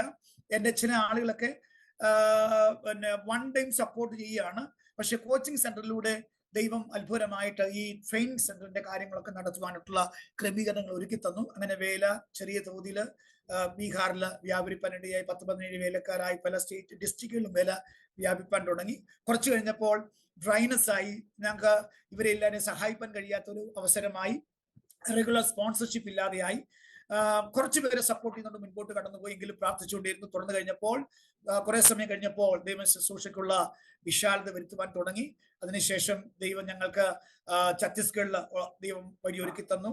ഒറീസയില്, UP, ജമ്മു ആൻഡ് കാശ്മീർ, പഞ്ചാബ്, ഈ സ്റ്റേറ്റുകളിൽ സമയാനുസമയങ്ങളിൽ കർത്താവ് വേലയ്ക്ക് വേണ്ടി ആളുകളെ ഒരുക്കി തന്നു. ദൈവ അവസരങ്ങളെ ഒരുക്കി തന്നു. അങ്ങനെ വേല വളർന്ന് പന്തലിപ്പാനായിട്ട് ഇടയായി തീർന്നു. ദൈവം അങ്ങനെ അത്ഭുതം പ്രവർത്തിച്ചുകൊണ്ടിരിക്കുന്നു. ദൈവത്തിന്റെ വേലയിൽ കർത്താവ് ഞങ്ങളെ ഉപയോഗിച്ചുകൊണ്ടിരിക്കുന്നു. ഞാനും എൻ്റെ കുടുംബവും, ഞങ്ങൾ തലമുറ, എൻ്റെ കുഞ്ഞുങ്ങളെല്ലാം ഞങ്ങളുടെ വേലയ്ക്ക് വലിയൊരു അനുഗ്രഹമായി സപ്പോർട്ടായി തീർന്നുകൊണ്ടിരിക്കുന്നു. എൻ്റെ മക്കളും ശുശ്രൂഷയ്ക്ക് വലിയൊരു കൈത്താങ്ങലായി ഞങ്ങൾക്ക് തന്നിരിക്കുന്ന നന്മകളൊക്കെ കർത്താവിന്റെ മഹത്വത്തിനായിട്ട് ഞങ്ങൾ ഉപയോഗിക്കുന്നു. അങ്ങനെ ഇരിക്കുമ്പോൾ തന്നെ ഈ ക്രിസ്റ്റോസ് കോച്ചിങ് സെന്റർ 13 വർഷത്തിന് മുമ്പ് അത് ക്രിസ്റ്റോസ് സ്കൂളായിട്ട് ദൈവം അതിനെ വളർത്തി. 13 വർഷമായിട്ട് 8ാം ക്ലാസ് വരെയുള്ള സ്കൂൾ ഞങ്ങൾ ഡൽഹിയിലുണ്ട്. സ്വന്തം സ്ഥലത്തല്ല, വാടക സ്ഥലത്താണ്. ഈ ഏരിയയിലെ നമ്പർ 1 സ്കൂളായിട്ട് ദൈവത്തിനെ ഉയർത്തി. അതിലൂടെ കർത്താവിന്റെ വേലയ്ക്കും ഒരു സഹായമാകുന്നു. പക്ഷേ സ്വന്തം സ്ഥലമല്ലാത്തത് കൊണ്ട് ഹ്യൂജ് എമൗണ്ട് വാടക പോകുന്നതുകൊണ്ട് ഞങ്ങൾക്ക് അത്ര മിനിസ്ട്രിയിൽ അത്ര ഫിനാൻഷ്യൽ ഫ്രീഡം സ്കൂളിന്റെ തരംസെ ആയിട്ടില്ല. എങ്കിലും ദൈവം ശുശ്രൂഷയെ ആദരിച്ചുകൊണ്ടിരിക്കുന്നു. കർത്താവ് അത്ഭുതമായി നടത്തിക്കൊണ്ടിരിക്കുന്നു. ദൈവത്തിന്റെ വിശ്വസ്തയോർത്ത് ഞാൻ ദൈവത്തെ സ്തുതിക്കുന്നു. ഞാൻ നോയിഡയിലായിരിക്കുന്ന സമയത്ത് ഞാൻ പറഞ്ഞല്ലോ, 21 ദിവസം ഞാൻ ഉപവസിക്കുന്ന സമയത്ത് ഒരു സഹോദരി എന്നോട് ഇങ്ങനെ പറയാനിടയായി. പ്രാർത്ഥിച്ചുകൊണ്ടിരിക്കുന്ന സമയത്ത് എന്നോട് ഇങ്ങനെ പറയാനിടയായി, പാസ്റ്ററെ, ദൈവം ഒരു ഗാവ് കാണിക്കുകയാണ്, ഒരു വില്ലേജ് കാണിക്കുകയാണ്. പാസ്റ്റർ വില്ലേജിൽ കടന്നു പോകും, ദൈവം ആ വില്ലേജിൽ പാസ്റ്ററെ എസ്റ്റാബ്ലിഷ് ചെയ്യും, അവിടെ നിന്ന് ഇന്ത്യയുടെ പല ഭാഗങ്ങളിലേക്ക് ശുശ്രൂഷ ആരംഭിക്കും. അപ്പോൾ എനിക്ക് ഈ വില്ലേജ് എന്ന് പറയുമ്പം ഉത്തരേന്ത്യയുടെ ഒരു കുഗ്രാമത്തിൽ പോയിട്ടാണോ ഇങ്ങനെ ദൈവം വളർത്താൻ ആഗ്രഹിക്കുന്നത്, നിങ്ങൾക്ക് ഇങ്ങനെ ചിന്തകൾ ഉണ്ടായിരുന്നു. പക്ഷേ ഈ ബിറ്റുവാസ് എന്ന് പറയുന്നത് ഡൽഹിക്കകത്തുള്ള ഒരു ഗ്രാമമാണ്. അപ്പോൾ ദൈവം ഇവിടെ കൊണ്ടുവന്ന് കഴിഞ്ഞപ്പോഴാണ് ആ വചനത്തിന്റെ നിവൃത്തിയൊക്കെ എനിക്ക് മനസ്സിലാക്കാനായിട്ട് ഇടയായി തീർന്നത്. ഇപ്പോൾ ഗ്രാമം എന്ന് പറഞ്ഞാൽ നിങ്ങൾ വിശ്വസിക്കത്തില്ല, ഡൽഹി ആയതുകൊണ്ട് ഭയങ്കര ഫാസ്റ്റ് ഡെവലപ്മെന്റ് ഉള്ള ഏരിയ ആണ്, വളരെ വികസനം പ്രാപിച്ച ഒരു സ്ഥലമാണ്. ദൈവം ഞങ്ങൾ ഇവിടെ ശക്തമായിട്ട് ഉപയോഗിക്കുന്നു. ഇവിടെ താമസിക്കുന്ന സമയത്ത് തന്നെ 2 പ്രാവശ്യം ലൈഫ് ത്രെറ്റ് ഉണ്ടായി. എന്നെ കൊല്ലുമെന്നും എന്റെ കാല് വെട്ടുമെന്നൊക്കെ ഒരാൾ മുഖത്തോട് മുഖം നോക്കി പറഞ്ഞു. പക്ഷേ കഴിഞ്ഞ 13 വർഷമായിട്ട് ഞങ്ങൾ ഇവിടെ താമസിക്കുന്നു, വേല വളർന്നു വരുന്നു. അനേക ആളുകളെ നേടുവാൻ ദൈവം ഞങ്ങളെ സഹായിച്ചു. അനേകരെ കർത്താവിന്റെ വേലയ്ക്ക് വേണ്ടി വാർത്തെടുത്ത് അനേക ഇടങ്ങളിലേക്ക് അയക്കുവാൻ ഇടയായി തീർന്നു. ആ പ്രവചനം പോലെ ഇവിടെ നിന്ന് ഞങ്ങൾക്ക് അനേക ഇടങ്ങളിലേക്ക് വേല ആരംഭിക്കാനായിട്ട് ദൈവം ഞങ്ങളെ സഹായിച്ചുകൊണ്ടിരിക്കുന്നു. അതോർത്ത് ഞാൻ ദൈവത്തെ സ്തുതിക്കുന്നു. അതിനോട് ചേർന്ന് ഒരു കാര്യം കൂടി ഞാൻ ഓർപ്പിക്കട്ടെ. ഞാൻ ഇങ്ങനെ പറഞ്ഞല്ലോ, അപ്പോയിന്റഡ് പ്ലേസിൽ അപ്പോയിന്റഡ് ബ്ലെസ്സിംഗ് ഉണ്ടാകുമെന്ന്. അതായത് 27 വർഷത്തിന് മുമ്പ് നോയിഡയിൽ വെച്ച് ദൈവം എനിക്ക് തന്ന ഒരു ഉറവുണ്ട്. ആ ഉറവ് ഇന്നും എന്നിലേക്ക് ഒഴുകിക്കൊണ്ടിരിക്കുന്നു. അതിന്റെ ആ ഒഴുക്ക് ഇതുവരെയും തീർന്നിട്ടില്ല. അപ്പോൾ എൻ്റെ ജീവിതത്തിൽ ഞാൻ ഏതൊരു ദൈവദാസനെ കണ്ടാലും, പ്രത്യേകിച്ചും കേരളത്തിലൊക്കെ കടന്നു പോകുമ്പോൾ സ്ഥലം മാറ്റമൊക്കെ വരുമ്പോൾ എല്ലാവരും നല്ല ചർച്ചാണ്, ആളുകളുള്ള ചർച്ച, ഇൻകമുള്ള ചർച്ച ആഗ്രഹിക്കുമ്പോൾ ഞാൻ പറയും, ദൈവം നിങ്ങളെ അയക്കുന്ന സ്ഥാനത്തേക്ക് പോകൂ. ആളില്ലെങ്കിലും ദൈവം അയക്കുന്ന സ്ഥാനത്തേക്ക് പോകൂ. ദൈവം അവിടെ നിങ്ങൾക്ക് വേണ്ടി സർവ്വതും ഒരുക്കി വെച്ചിട്ടുണ്ട്. മനുഷ്യരിലേക്ക് നോക്കരുത്, ചർച്ചയിലേക്ക് നോക്കരുത്. അങ്ങനെ ഈ ഒരു അനുഭവം പറഞ്ഞ് ഞാൻ പലരെയും എൻകറേജ് ചെയ്യാറുണ്ട്. എൻ്റെ സാക്ഷ്യം കേൾക്കുന്ന, പ്രത്യേകിച്ചും കർത്താവിന്റെ വേലയിലായിരിക്കുന്ന ദൈവദാസന്മാരോട് എനിക്കൊരു പ്രബോധനമുണ്ട്, ഒരു ഉത്സാഹത്തിന്റെ എൻകറേജ്മെന്റ് ഉണ്ട്. അതിതാണ്, ദൈവം നമ്മെ ആക്കിയിരിക്കുന്ന സ്ഥാനത്ത്, ദൈവം നമ്മെ നിയോഗിച്ചാക്കിയിരിക്കുന്ന സ്ഥാനത്ത്, ദൈവം നിയോഗിച്ച സമയം വരെ നിന്ന് കഴിഞ്ഞാൽ നിയോഗിക്കപ്പെട്ട അനുഗ്രഹങ്ങളുണ്ട്. അത് തലമുറയിലേക്ക് ഒഴുകുന്നതായിരിക്കും. അതുകൊണ്ട് കർത്താവിന് വേണ്ടി പിന്നെയും ദൈവം ആക്കിയിരിക്കുന്ന സ്ഥാനത്ത് കർത്താവിന് വേണ്ടി പ്രയോജനപ്പെടുവാൻ, കർത്താവിന് വേണ്ടി വളരുവാൻ, പന്തലിപ്പാൻ ദൈവം നമ്മെ ഓരോരുത്തരും സഹായിക്കട്ടെ എന്ന് കർത്താവിൽ ആശിക്കുന്നു. ഞങ്ങളുടെ ആഗ്രഹം എന്ന് പറയുന്നതിന്റെ എല്ലാ സ്റ്റേറ്റിലും കർത്താവിന്റെ വേല ചെയ്യണം, കർത്താവിന്റെ വേലക്കാരെ അയക്കണം, സഭകളില്ലാത്തടത്ത് സഭകൾ ഉണ്ടാകണം, അതിനുവേണ്ടി ആളുകളെ തയ്യാറാക്കണം. ഒരു വലിയൊരു ദർശനത്തോടെ കർത്താവിന്റെ വേലയ്ക്ക് വേണ്ടി ഞങ്ങൾ നിൽക്കുന്നു. അനേകര പ്രാർത്ഥനയുടെ ആവശ്യമുണ്ട്, സ്പ്രേയർ സപ്പോർട്ടിനൊക്കെ ആവശ്യമുണ്ട്, സാമ്പത്തികമായ വഴികൾ തുറക്കപ്പെടേണ്ടതിനായിട്ട് എല്ലാവരും പ്രാർത്ഥന ഞങ്ങൾ ആഗ്രഹിക്കുന്നു. അനേകർക്ക് വേണ്ടി അനുഗ്രഹമായി തീരുവാനും എൻ്റെ ആഗ്രഹവും എൻ്റെ പ്രാർത്ഥനയും ലോകത്തിലെ ഏറ്റവും വലിയ ഉണർവ് ഇന്ത്യയിലായിരിക്കണം എന്നുള്ളതാണ്. അത് ഞാൻ വിശ്വസിക്കുന്നു. ആ ഉണർവിന്റെ ഭാഗമാക്കാണ് നമ്മൾ ഓരോരുത്തരും. സഭ പീഡനത്തിലൂടെ കടന്നു പോകുമ്പോഴും ഉണർവിന്റെ അനവധി റിപ്പോർട്ടുകൾ കാതുകൾ കേൾക്കുവാൻ കഴിയുമ്പോൾ സന്തോഷവും കണ്ണുനീരും വരാറുണ്ട്, ആനന്ദത്തിന്റെ കണ്ണീര് വരാറുണ്ട്. കാരണം ലോകത്തിലെ ഏറ്റവും വലിയ ഉണർവ് അത് ഇന്ത്യയിലായിരിക്കും ഉണ്ടാകുക. അത് ആരംഭിച്ചു കഴിഞ്ഞിരിക്കുന്നു. അതുകൊണ്ടാണ് പിശാച് പല വിധത്തിലെ സഭയെ തകർക്കുവാനായിട്ട്, ഡിസ്ട്രാക്ഷൻ കൊണ്ടുവരുവാനായിട്ട് പല വിധത്തിൽ പ്രവർത്തിക്കുന്നത്. ഇതൊന്നും കണ്ട് നാം ഭാരപ്പെടേണ്ട, വിഷമിക്കേണ്ട. വിളിച്ചവൻ വിശ്വാസൻ, വാക്ക് പറഞ്ഞാൽ മാറാത്തവൻ. അതിനു വേണ്ടി ശക്തരായിട്ട് ഒരുങ്ങുവാനായിട്ട് ദൈവം തന്നെ സഹായിക്കട്ടെ. ഞാൻ ചില വർഷങ്ങൾക്ക് മുൻപ് എല്ലാ വർഷവും 21-10-7-5-3 ഇങ്ങനെ ഉപവസിക്കുമായിരുന്നു. ഈ കാലയളവിൽ ഇപ്പൊ അത്രയും ഞാൻ ഉപവസിക്കാറില്ല. ഒരു പർട്ടിക്കുലർ ടൈമിൽ ദൈവത്തിന് നിയോഗമുണ്ടായി. വർഷങ്ങളോളം ഞാൻ അങ്ങനെ ചെയ്യുമായിരുന്നു. ആ സമയത്ത് ദൈവം എനിക്ക് തന്നിരുന്ന ഒരു അരുളപ്പാട്, ഇന്ത്യയുടെ ഉണവിനായി അനേക യൗവനക്കാരെ വാർത്തെടുക്കുവാൻ, കർത്താവിന്റെ വേലയ്ക്ക് അയക്കുവാൻ ഞാൻ നിന്നെ ഒരുക്കും. ലേഡീസ് ആർമീസിനെ കർത്താവിന് വേണ്ടി, ശുശ്രൂഷയ്ക്ക് വേണ്ടി വാർത്തെടുക്കുവാൻ ഞാൻ നിന്നെ ഉപയോഗിക്കും. അനേകരെ കർത്താവിന്റെ വേലയ്ക്ക് വേണ്ടി ട്രെയിൻ ചെയ്യുവാൻ നിന്നെ ഉപയോഗിക്കുവാൻ ദൈവത്തിന്റെ ശബ്ദം കേട്ടിട്ടുണ്ട്. അതനുസരിച്ച് ദൈവം ഞങ്ങളെ നടത്തിക്കൊണ്ടിരിക്കുന്നു. ആകയാൽ ഇന്ന് രാവിലെ സമയം എന്നെ കേൾക്കുന്ന എല്ലാ പ്രിയമുള്ളവരോടും എനിക്ക് പറയാനുള്ളത്, ദൈവം ഏൽപ്പിച്ച ശുശ്രൂഷ രാവുള്ളിടത്തോളം വിശ്വസ്തയോടെ, വീരോടെ, വാശിയോടെ, ഉണർവോടെ, ഉന്മേഷത്തോടെ, ശുഷ്കാന്തിയോടെ നാഥനേൽപ്പിച്ച ശുശ്രൂഷകൾ നിരപടിയായി ചെയ്യുവാൻ ദൈവം ഇടയാക്കട്ടെ. അല്പത്തിൽ വിശ്വസ്തനെങ്കിൽ അധികത്തിൽ വിചാരകനാക്കുമെന്ന് ദൈവത്തിന്റെ വാഗ്ദത്തമാണ്. അതുകൊണ്ട് ദൈവം നമ്മെ ഏൽപ്പിച്ചിരിക്കുന്ന ഓരോ ശുശ്രൂഷയിലും നിരപടിയായി ചെയ്യുവാൻ ദൈവം നമ്മെ സഹായിക്കട്ടെ. അടുത്ത ഒരു പ്രാർത്ഥന വിഷയം എന്നുള്ളത്, എനിക്ക് ലോക്കൽ ചർച്ച് ഡൽഹിയിലുണ്ട്, സ്കൂളുണ്ട്, അതോടൊപ്പം ഞാൻ പഠനം ചെയ്യുന്നുണ്ട്, സെക്യുലർ പഠിക്കുന്നുണ്ട്. പഠനം ഒരു വലിയ ആഗ്രഹമാണ്. ദൈവം ധരിക്കുന്ന സമയം ദൈവവചനം പഠിക്കാനും അല്ലാത്ത കാര്യങ്ങളൊക്കെ പഠിച്ച് ദൈവത്തിന്റെ വേലയ്ക്ക് വേണ്ടി പ്രയോജനത്തക്ക നിലയിലുള്ള കാര്യങ്ങൾ ചെയ്തുകൊണ്ടിരിക്കുന്നു, പഠിച്ചുകൊണ്ടിരിക്കുന്നു, ശുശ്രൂഷയിലായിരിക്കുന്നു. എല്ലാ പ്രിയമുള്ളവരും എന്നെ ഓർത്ത് പ്രാർത്ഥിക്കണമേ എന്ന് പറഞ്ഞുകൊണ്ട് എനിക്ക് പ്രകാരം ഒരു അവസരം ഒരുക്കി തന്ന അരോമ ടിവിയോടുള്ള പ്രത്യേകമായ നന്ദിയും കടപ്പാടും അറിയിച്ചുകൊണ്ട് ഞാൻ എന്റെ വാക്കുകൾക്ക് വിരാമം കുറിക്കുന്നു. എന്നെയും എന്റെ കുടുംബത്തെയും ഞങ്ങളുടെ മിനിസ്ട്രി അപ്പോസ്റ്റലിക് ഗ്രേസ് മിനിസ്ട്രി ക്രിസ്തുസ് സ്കൂൾ ഇവയോർത്ത് പ്രാർത്ഥിക്കണമെന്ന് അപേക്ഷിച്ചുകൊണ്ട് ഞാൻ എന്റെ വാക്കുകൾക്ക് വിരാമം കുറിക്കുന്നു. ദൈവമായ കർത്താവ് നമ്മെ ഓരോരുത്തരെയും സഹായിക്കുമാറാകട്ടെ. മഹാപരിശുദ്ധനത്തിനുമായ വാഴ്ത്തപ്പെട്ട ഞങ്ങളുടെ അൻപുള്ള ദൈവമേ, സ്വർഗീയ പിതാവേ, അനുഗ്രഹീതമായ നല്ല സമയത്തിനായിട്ട് ഞങ്ങൾ നന്ദിയോടെ സ്തോത്രം. കർത്താവേ, അരോമ ടിവിയില് സാക്ഷ്യം പറയുവാനായിട്ടുള്ള ഒരു മനോഹരമായ അവസരം നീ ഒരുക്കി തന്നു. ദൈവം നടത്തിയ വിധങ്ങളെ നന്ദിയോടെ കണ്ണുനീരോടെ ഓർത്ത് ദൈവത്തിന്റെ മഹത്വം കരയറ്റുവാൻ ദൈവം അവസരം ഒരുക്കി. അതിനായിട്ട് അരോമ ടിവിയെ ദൈവം കരങ്ങളെടുത്ത് ഉപയോഗിച്ചതോർത്ത് നന്ദിയോടെ സ്തോത്രം. നിന്റെ മക്കൾ ചെയ്യുന്ന മഹനീയമായ ശുശ്രൂഷയ്ക്കായിട്ട് ദൈവത്തിന് ആയിരം നന്ദിയെ കരയറ്റുന്നു. ഒരു സാക്ഷ്യം മറ്റൊരു സാക്ഷ്യത്തെ ഉളവാക്കുന്നു. അരോമ ടിവിയിലൂടെ പലരുടെയും സാക്ഷ്യം കേട്ട് വളരെ ആത്മീയ പ്രചോദനം പ്രാപിപ്പാൻ ഞങ്ങൾക്കും ദൈവം സഹായം ചെയ്തിട്ടുണ്ട്. അതോർത്ത് ദൈവത്തിന്റെ മഹത്വം. ഈ അരോമ ടിവിയുടെ പ്രവർത്തനങ്ങളെ ഞങ്ങൾ യേശുവിൻ നാമത്തിൽ അനുഗ്രഹിച്ചു പ്രാർത്ഥിക്കുന്നു. കർത്താവ്, ഈ സാക്ഷ്യവചനം കേൾക്കുന്ന ഓരോരുത്തരും കർത്താവിന്റെ വേലയ്ക്ക് വേണ്ടി, ദൈവരാജ്യത്തിന് വേണ്ടി ശക്തരായി പ്രയോജനപ്പെടുവാൻ, ദൈവത്തിന്റെ വിളിക്കനുസരിച്ച് യോഗ്യമായ ഫലങ്ങളെ പുറപ്പെടുവിപ്പാൻ ദൈവം സഹായിക്കണം. ദൈവത്തിന്റെ കരുതലുകൾ അനുഭവപ്പെടേണ്ടിയാകണം. ഏകനായി മഹാത്ഭുതങ്ങളെ പ്രവർത്തിക്കുന്ന ദൈവം, ആഴിയിൽ പാതി ഒരുക്കുന്ന ദൈവം, തന്റെ ഭക്തന്മാർക്ക് വേണ്ടി ശ്രേഷ്ഠമേറിയത് കരുതുന്ന നല്ലൊരു ദൈവം, തന്റെ ഭക്തന്മാർക്ക് വേണ്ടി, തന്റെ ജനത്തിന് വേണ്ടി അത്ഭുതം ചെയ്യുന്നതിനായിട്ട് മഹത്വം. ഞങ്ങളുടെ എല്ലാ നടത്തിപ്പുകൾക്കായി, കരുതലുകൾക്കായി സ്തോത്രം. കർത്താവെ, അയോഗ്യരായിരുന്ന ഞങ്ങളെ യോഗ്യരാക്കി വിശ്വസ്തരെന്നെണ്ണി അവിടുത്തെ മകനീയമായ ശുശ്രൂഷയ്ക്ക് ആക്കിയതുകൊണ്ട് നന്ദിയോടെ സ്തോത്രം. വീഴാതെ വണ്ണം അവിടുത്തെ സന്നിധിയില് കർത്താവ് കളങ്കമറ്റവരായി ആനന്ദത്തോടെ ഞങ്ങൾ നിർത്തുവാൻ കഴിവുള്ള ദൈവത്തിന്റെ സന്നിധിയില് വീഴാതെ നിർത്തേണ്ടതിനായി ഏൽപ്പിച്ചു തരികയാണ്. അങ്ങ് ഏൽപ്പിച്ചിരിക്കുന്ന ഓരോ ശുശ്രൂഷകളും നിറപടിയായി, വിശ്വസ്തയോടെ, വിശുദ്ധിയോടെ, കർത്താവെ, താഴ്മയോടെ, വിനയത്തോടെ, ശുഷ്കാന്തിയോടെ ചെയ്യുവാൻ ഞങ്ങളെ സഹായിക്കണമെന്ന് പ്രാർത്ഥിക്കുന്നു. അതിനായി എന്നെയും എന്റെ കുടുംബത്തെയും സമർപ്പിക്കുന്നു. ഈ സാക്ഷ്യവചനം കേൾക്കുന്ന ഓരോരുത്തരെയും സമർപ്പിച്ച് പ്രാർത്ഥിക്കുന്നു. അങ്ങ് പ്രാർത്ഥന കേട്ട കൃപയ്ക്കായിട്ട് മഹത്വം, പുകഴ്ചയും മഹത്വം, സ്തോത്രം, സ്തുതി, ബഹുമാനവും അങ്ങക്ക് തരുന്നു. എല്ലാം യേശുവിൻ തന്റെ നാമത്തിൽ അപേക്ഷിക്കുന്നു. ദയ തോന്നി കേട്ട് അങ്ങ് ഉത്തരമരുളുമാറാകണമേ. ആമേൻ. ആമേൻ, ആമേൻ, ആമേൻ. താങ്ക് യു കർത്താവിന്റെ വിലപ്പെട്ട ദാസൻ പാസ്റ്റർ ജോൺസൺ.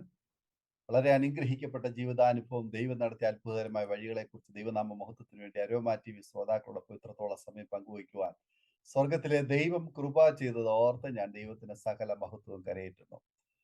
മല്ലപ്പള്ളിയിലെ അനുഗ്രഹിക്കപ്പെട്ട മാതാപിതാക്കന്മാർക്ക് ഏറ്റവും ഇളയ മകനായി, ഏഴാമത്തവനായിട്ട് ജനിച്ച് വളർത്തപ്പെട്ടു.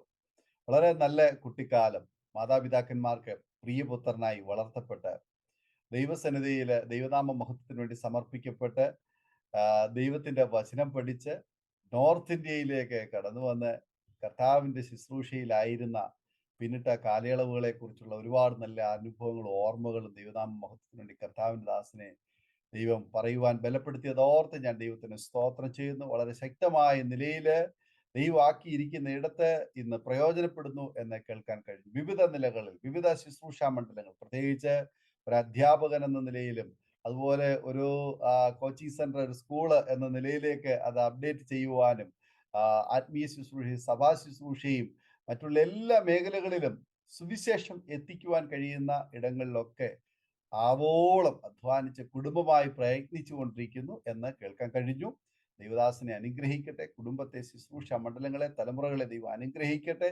പ്രവർത്തനങ്ങളുടെ അതിരുകളെ ദൈവം വിശാലമാക്കട്ടെ. പ്രാർത്ഥനയ്ക്കൊക്കെ ദൈവം മറുപടി തരട്ടെ. ദൈവപ്രവൃത്തി ദേവദാസന്റെ കുടുംബത്തിലൂടെ വെളിപ്പെടട്ടെ എന്ന് ഇത്തരണത്തിൽ ആശംസിക്കുകയും ആഹ്വാനം ചെയ്യുകയും ചെയ്യുന്നു. അരോമ ടിവി പ്രേക്ഷകർക്കും ഈ സാക്ഷ്യം ഒരു വേറിട്ട അനുഭവമായി തീർന്നു എന്ന് വിശ്വസിക്കുകയാണ്. തീർച്ചയായിട്ടും നിങ്ങളുടെ വിലയേറിയ അഭിപ്രായങ്ങളും നിർദ്ദേശങ്ങളും കമന്റ് ബോക്സിൽ രേഖപ്പെടുത്തണം. ഒരു പ്രാർത്ഥനാ വിഷയമുണ്ട്, അതല്ല കൂടുതൽ കാര്യങ്ങൾ അറിയുവാൻ നിങ്ങൾ ആഗ്രഹിക്കുന്നുവെങ്കിൽ സ്ക്രീനിൽ കാണുന്ന വാട്സപ്പ് നമ്പറിൽ ഞങ്ങളെ അറിയിച്ചാൽ തീർച്ചയായിട്ടും ഞങ്ങൾ നിങ്ങൾക്ക് വേണ്ടി പ്രാർത്ഥിക്കുന്നു. സാക്ഷ്യം പറഞ്ഞ പ്രിയപ്പെട്ടവരോടൊപ്പം എല്ലാ തിങ്കളാഴ്ചയും രാത്രി 8:30 മണി മുതൽ ഓൺലൈനിലൂടെ നടക്കുന്ന പ്രാർത്ഥനാ കൂട്ടായ്മയിൽ നിങ്ങൾക്ക് സംബന്ധിക്കാവുന്നതാണ്. അടുത്ത അനുഗ്രഹിക്കപ്പെട്ട ഒരു സാക്ഷ്യവും വചനചിന്തയുമായി നാം വീണ്ടും കൂടി കാണുമ്പോഴേയും എല്ലാ പ്രിയപ്പെട്ടവർക്കും goodbye. God bless you all. ആമേൻ. ആമേൻ. നമ്മുടെ മകന്റെ വിവാഹം കുറച്ച് ടെൻഷനായിരുന്നു. അപ്പോഴാണ് ഞങ്ങൾ aromamary.com രജിസ്റ്റർ ചെയ്തത്. അവിടെ നിന്നാണ് നമ്മുടെ മകന് നല്ലൊരു പെൺകുട്ടിയെ കണ്ടെത്തിയത്. ഇന്ന് തന്നെ aromamary.com ഡൗൺലോഡ് ചെയ്യൂ.